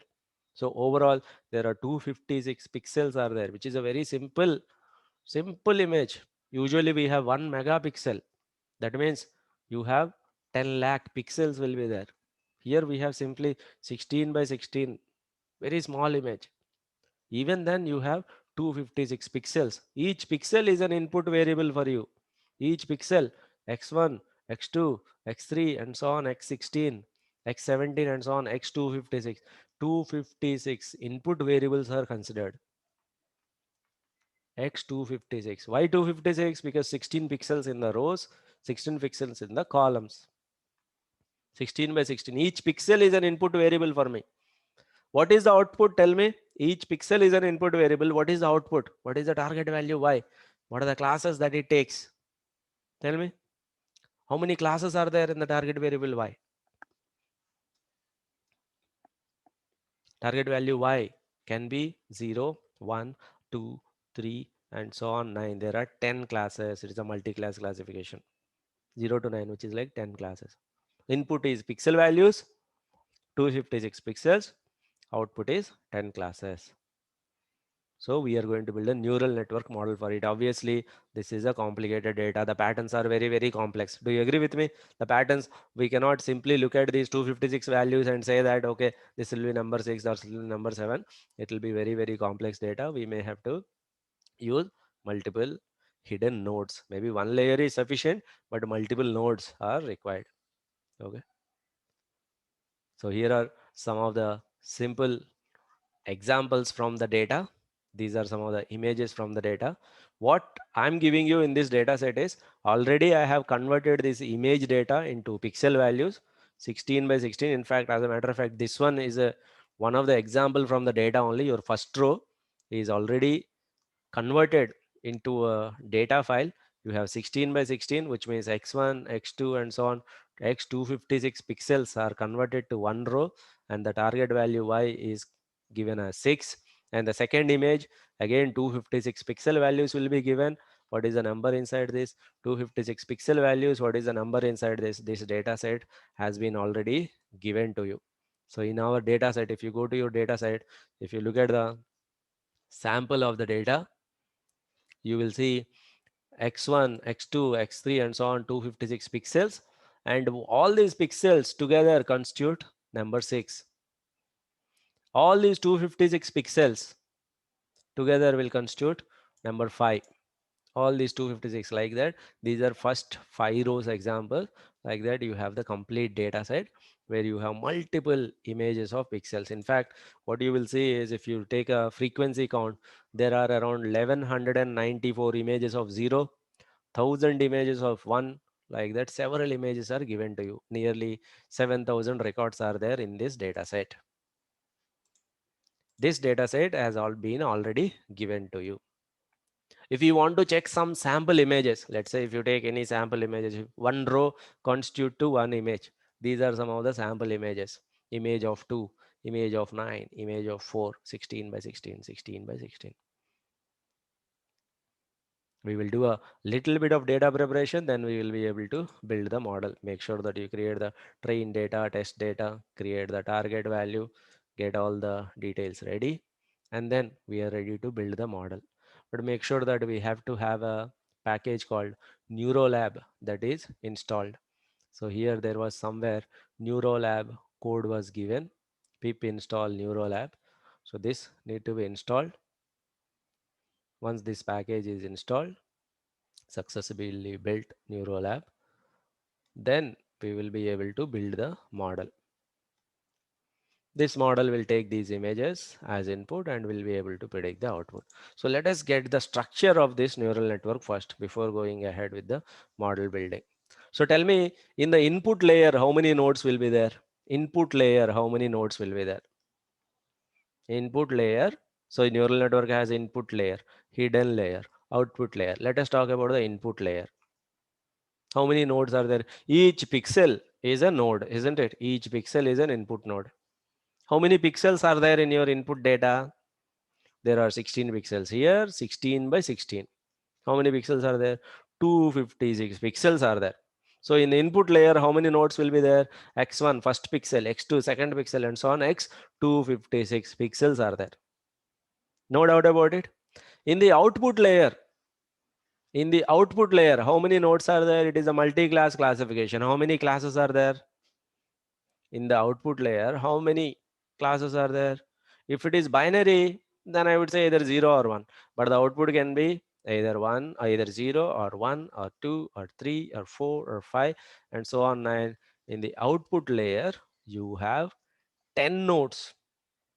You will have 10 nodes because the output is not just 0 or 1. If the output is just 0 or 1, one node is sufficient. The output can be either 0 or 1 or 2 or 3. If it is a multi-class classification, the number of nodes in the output layer are equal to the number of overall classes. There are 10 classes are there. Input layer and output layer. Yeah. Okay. So input layer, is the input layer clear? Input layer 256 nodes. Clear on this, all of you? Input layer 256 nodes. Output layer, how many nodes? 10 nodes are there. Hidden layer, it is in our hand. We have to configure it or we have to mention it while building the model. While building the model, somewhere we have to mention these many hidden nodes should be there in the hidden layer. That is in our hand. That we have to mention it. So somewhere while building this, NL equal to net dot new feed forward, min max, etc. Size. This is the place where we mention the number of hidden nodes. This is the mention here. We mention the number of output nodes. This is the output nodes. This is the number of hidden nodes. Here we are mentioning there are 20 hidden nodes. In the code, I am mentioning 20 hidden nodes. Do I know 20 is the right number? Anyone here in this classroom, do we know before going ahead, do we know whether 20 is the right number or wrong number? We don't know. We have to check. It may end up in overfitted model. It may end up in underfitted model. So we may have to fine tune it. Maybe for the first iteration, we'll go ahead. So here is the network. Input layer with 256 nodes. Hidden layer with 20 nodes. Output layer with 10 nodes. Shall we calculate the number of weights that neural network has to give us at the end of this calculation? Let us see. How many weights neural network has to give us? 1, 2, 3 and so on, 256. Right? Plus 256 nodes associated with H1. 1, 2 and so on, 256. Associated with H2. Overall, how many will be there from input to hidden? Input to hidden. Overall, how many nodes will be there? How many weights need to be calculated? These are 256 plus 256 plus 256 and so on. 256 into 20. Agreed or not? 5120 weights. 5120 weights need to be calculated. If we have to talk very technically correct way, there has to be one more weight, isn't it? Plus 20. Maybe just for the simplification of the calculation, I'm keeping it away. One more W naught also need to be there, isn't it? speaking it the correct way. Then 20 more will be added. 5140 should be the correct number, right? That is from input to hidden. What about hidden to output? How many nodes? 1, 2, 3, 20 associated with y1 plus 20 associated with y1, y2, and so on y10. How many? 20 into 10. 5120 plus 200. Strictly speaking, 20 more here plus 10 more here. Overall, nearly 5300 weights need to be calculated. These many weights need to be calculated. This is going to be one hell of an optimization problem. It'll take a lot of time, isn't it?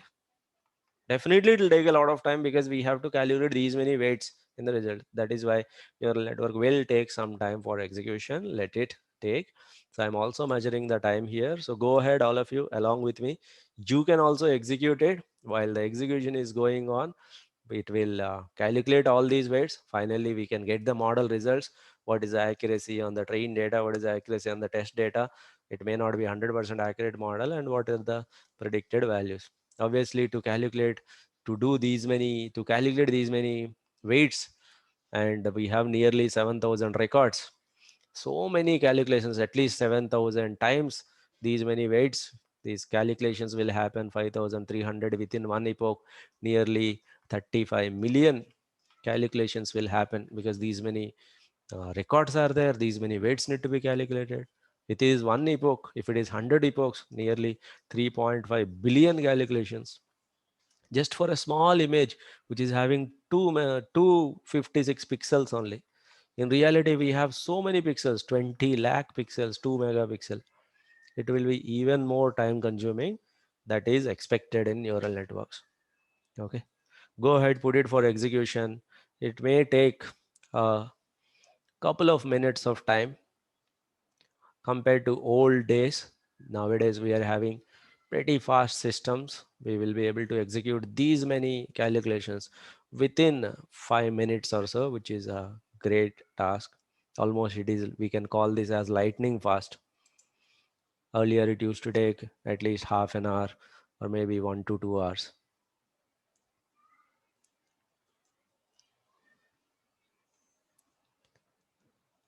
So somebody asked, what is this min max calculations? So basically this particular function is asking us to provide all the input variables, minimum value, maximum value. Only here in this function, we need to provide. Usually in some other packages, we don't need to provide. Maybe for the initial random initialization, it is asking us to provide the value of minimum and maximum of all the x variables. So if you take all the x variables, their minimum and maximum value is provided here. Okay. This is just to make the initialization at a better value.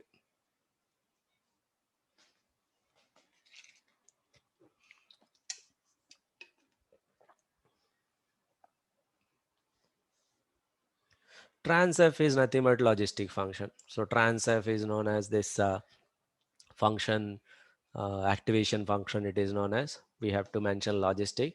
For logistic, we just need to mention as it is. This is the syntax for mentioning the logistic function. The reason why I haven't explained is later on I'm going to tell you a package. Without mentioning any of this, automatically you'll be able to build the model. This is a kind of little bit outdated package.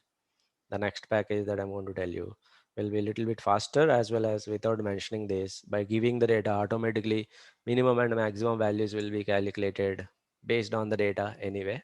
And this function will be automatically taken based on the type of the data. So the function that is from input to output, input to hidden, hidden to output, that is a logistic function, or the sigmoid function that is known as. That is what we have to give.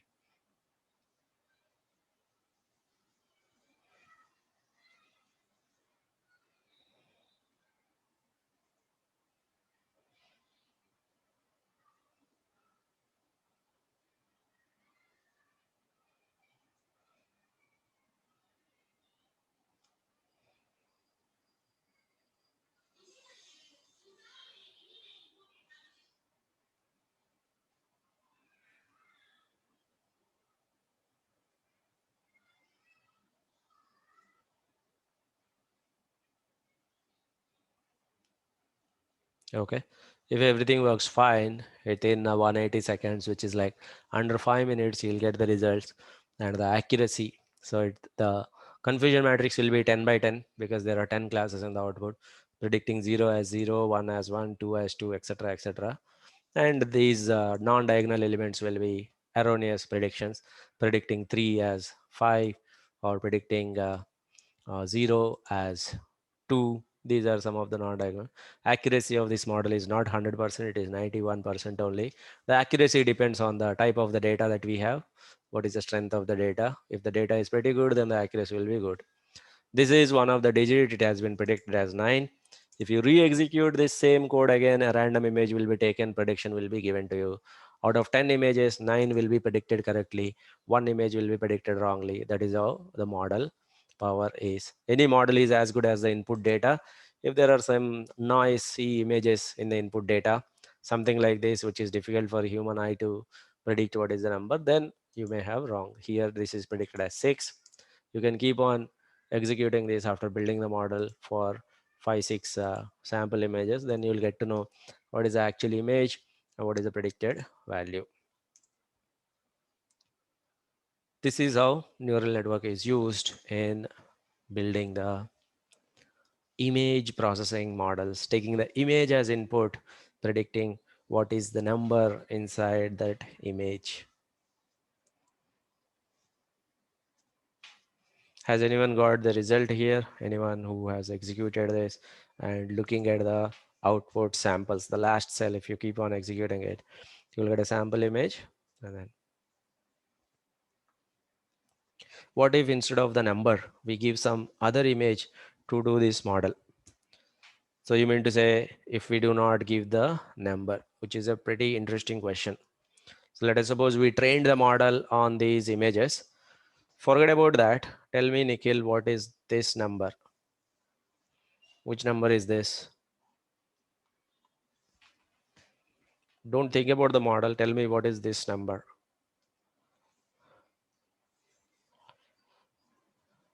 You don't know. So if because your model, our model has been trained on 0, 1, 2, and so on 9. I'm talking about our brain model. Until now, you have seen only these digits. Apparently, this is Chinese number 2. That's what I'm saying. Okay. But since we haven't been trained on Chinese, you could not predict what is this number. Exactly same thing will happen to the model if we give this image as input.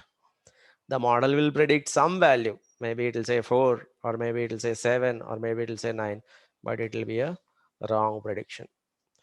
Your output is as good as your model accuracy is as good as the input data. So obviously, if we have trained the model to understand a certain patterns, and if you are giving a different pattern altogether, then the model might, or definitely it will give wrong results because the model has never seen such data historically, and it was never trained on such kind of data. Only the data has to be near. I'm not saying exactly same as the trained data. It has to be near to trained data. Maybe you have never trained something like this kind of 7, let us suppose. Still the model will be able to predict nearby 7. Okay. However, if we are giving something like this, then the model will give erroneous results, something which is not trained upon. Got it? Which is the case in all the machine learning models, even linear regression, logistic regression, all of them. If we give something which was never trained on, then we may get all the erroneous results. We will get some result, but there is no confidence in the result.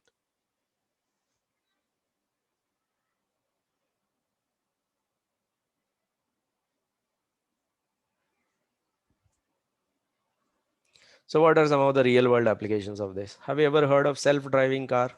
I think most of you these days, it is becoming a discussion point, isn't it? At several places, self-driving car, isn't it? What happens? There will be a camera attached on top of the car. This camera will automatically taking the input video, isn't it? And then from the video, it will boil down to images. This will be predicting in this image, okay, in this sequence of images, what is road. It has to do the class. Here the output was 0, 1, 2, and so on 10. Similar to that, the classes there will be road, animal, maybe pedestrian, other car, light, lamp, something like this, truck. So these are all the classes, and then it will try to find out which direction has the maximum probability for the road, and then move in that direction. Maybe it's a function of prediction at the runtime, as well as taking the input from the GPS tracker, etc., etc. It will move in that right direction. That is one example of image processing. However, we are not building the model there. Don't confuse. Don't think that for building the model here it took us 3 minutes. How come if the camera is taking the input, such a complex model, even if it takes split second to build the model, there will be an accident, isn't it? Can we take the input and wait for 3 minutes to proceed forward? No. The model will be built in the lab. We will be considering all the possible scenarios before installing this in the car. At the end of the day, on the road, it will be just doing the prediction using the model. Prediction can be fast. Even in our case, we took 3 minutes for building the model. Predictions are happening lightning fast. Check this out. Here is the prediction. I'll take the input and get the output in one shot, isn't it? This is predicted as 0. Prediction will happen fast. So building the model in the lab and taking all the relevant input, the more self-driving cars are built. Speech recognition, face recognition. I think you might have, some of you might have got mobile phones that will detect the face. Have you ever seen, they will ask you to first train?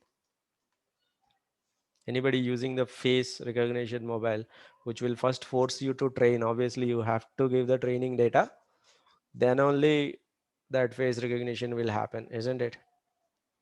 I have trained with face A, face of a person A.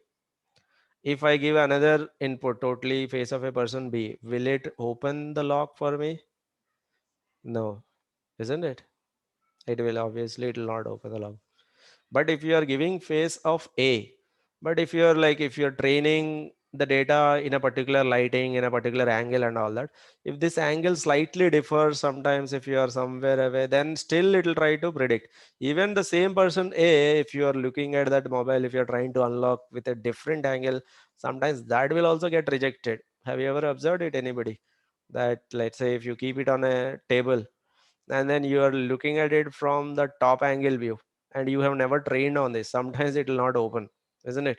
Because your chin appears first, but we never care to train from the top angle view. We always train by keeping the face in front of the mobile, but you, while you are using it, you expect it to open. Even that mobile is on table, once you look at it, you expect it to open it. But how will it open? Because the training data was different, and in the test time, in the test data, you are giving a different image. Yes, it's you only, but it's a different you when you are looked from the bottom, bottom side, like by looking at you, the mobile may not detect you. But even then, some angles it will try to predict correctly. Cancer cell analysis, taking the images of the cells and detecting cancer exists or not, heart degradation, etc., etc. You can think of several applications. Whenever somebody says robotics, behind robotics there must be some chip, isn't it? In that chip there must be some model. The model that is used inside, anybody who says robotics, the model that is used inside is an artificial neural network model. That is the story of artificial neural network. Okay, until here we have discussed a neural network with single hidden layer. We have input layer, we have input layer. Usually input layer is a single input layer.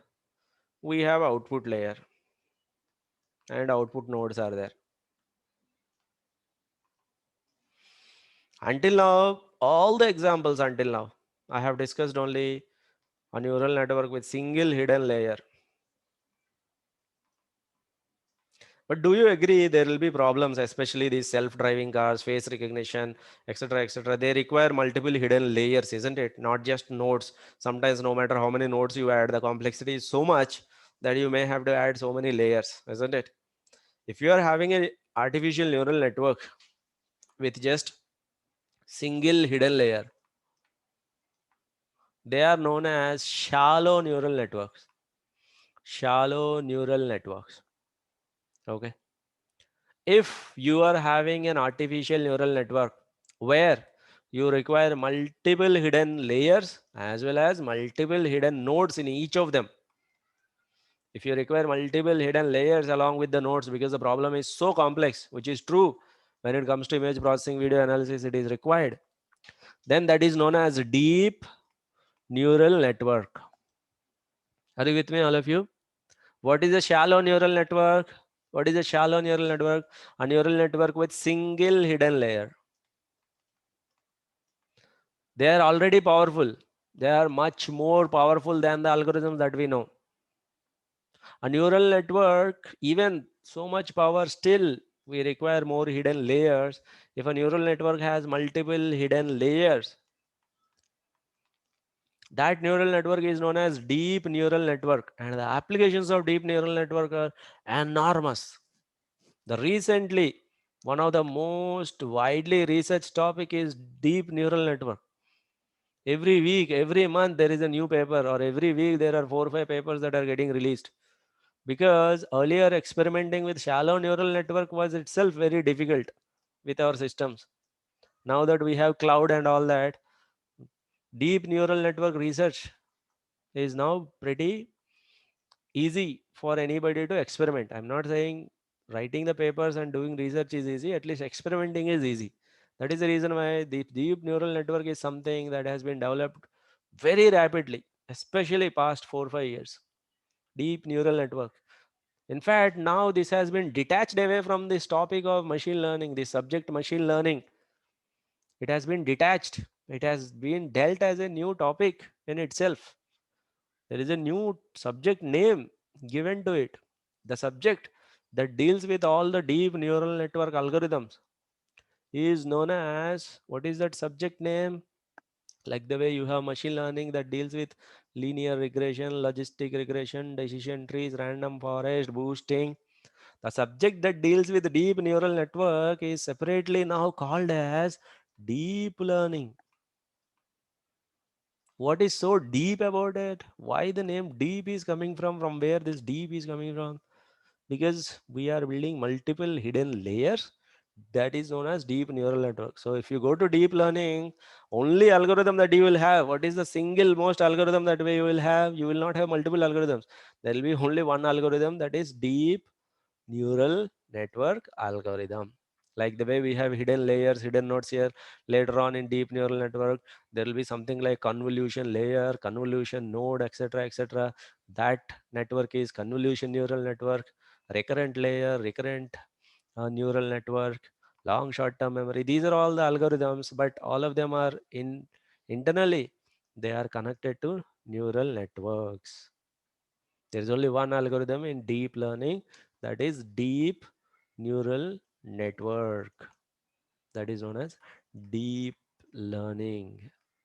Until here, you can think shallow neural network as the peak of the machine learning algorithms. There ends the machine learning and then starts the deep learning. But the problem with deep learning is a single neural network, a shallow neural network with one hidden layer has taken nearly 190 or around 3 minutes.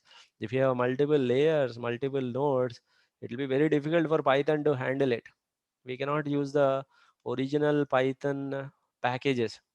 There has to be a dedicated package for solving deep neural networks. There has to be a dedicated package that has all these deep neural networks that will work faster, that are easy to configure, that will give us accurate results. What is that package or the framework? That is exclusively created for working with deep neural networks. Thanks to Google, they were handling these kind of deep neural network internally. So they wrote a package in Python by themselves for solving deep neural networks, and it is a super good package. It's the world's costliest package that is available for free right now. It's the world's most valuable package because it is damn fast, it is damn accurate, and it is very easy to use. The package name that works with deep neural network or deep learning is TensorFlow. that has been kindly open sourced by Google. Can't tell you how easy they made this deep learning. Otherwise, deep learning would have been not such a concept that we could have discussed it here, just thanks to Google. Facebook was also doing a lot of research around deep learning. Obviously, they own WhatsApp and Instagram, etc. They would be doing a lot of image processing, etc., etc. They were also doing deep neural network, deep learning, image processing internally. They also wrote a code on Python. They created a package. They also made it as open source. That package donated by Facebook is known as PyTorch. Either you can use TensorFlow or PyTorch. The famous one is TensorFlow. Like that, Amazon has one that can also be used, MXNet or something. Microsoft has one, CNTK or something. But the most widely used one is TensorFlow. So my share of the topics stop here at ML, and then you're going to take on the next few sessions. I'm not sure when they are planned, but the upcoming sessions will be on deep learning with TensorFlow. TensorFlow, you can imagine that like a package on top of Python. Okay, that is it. Any questions?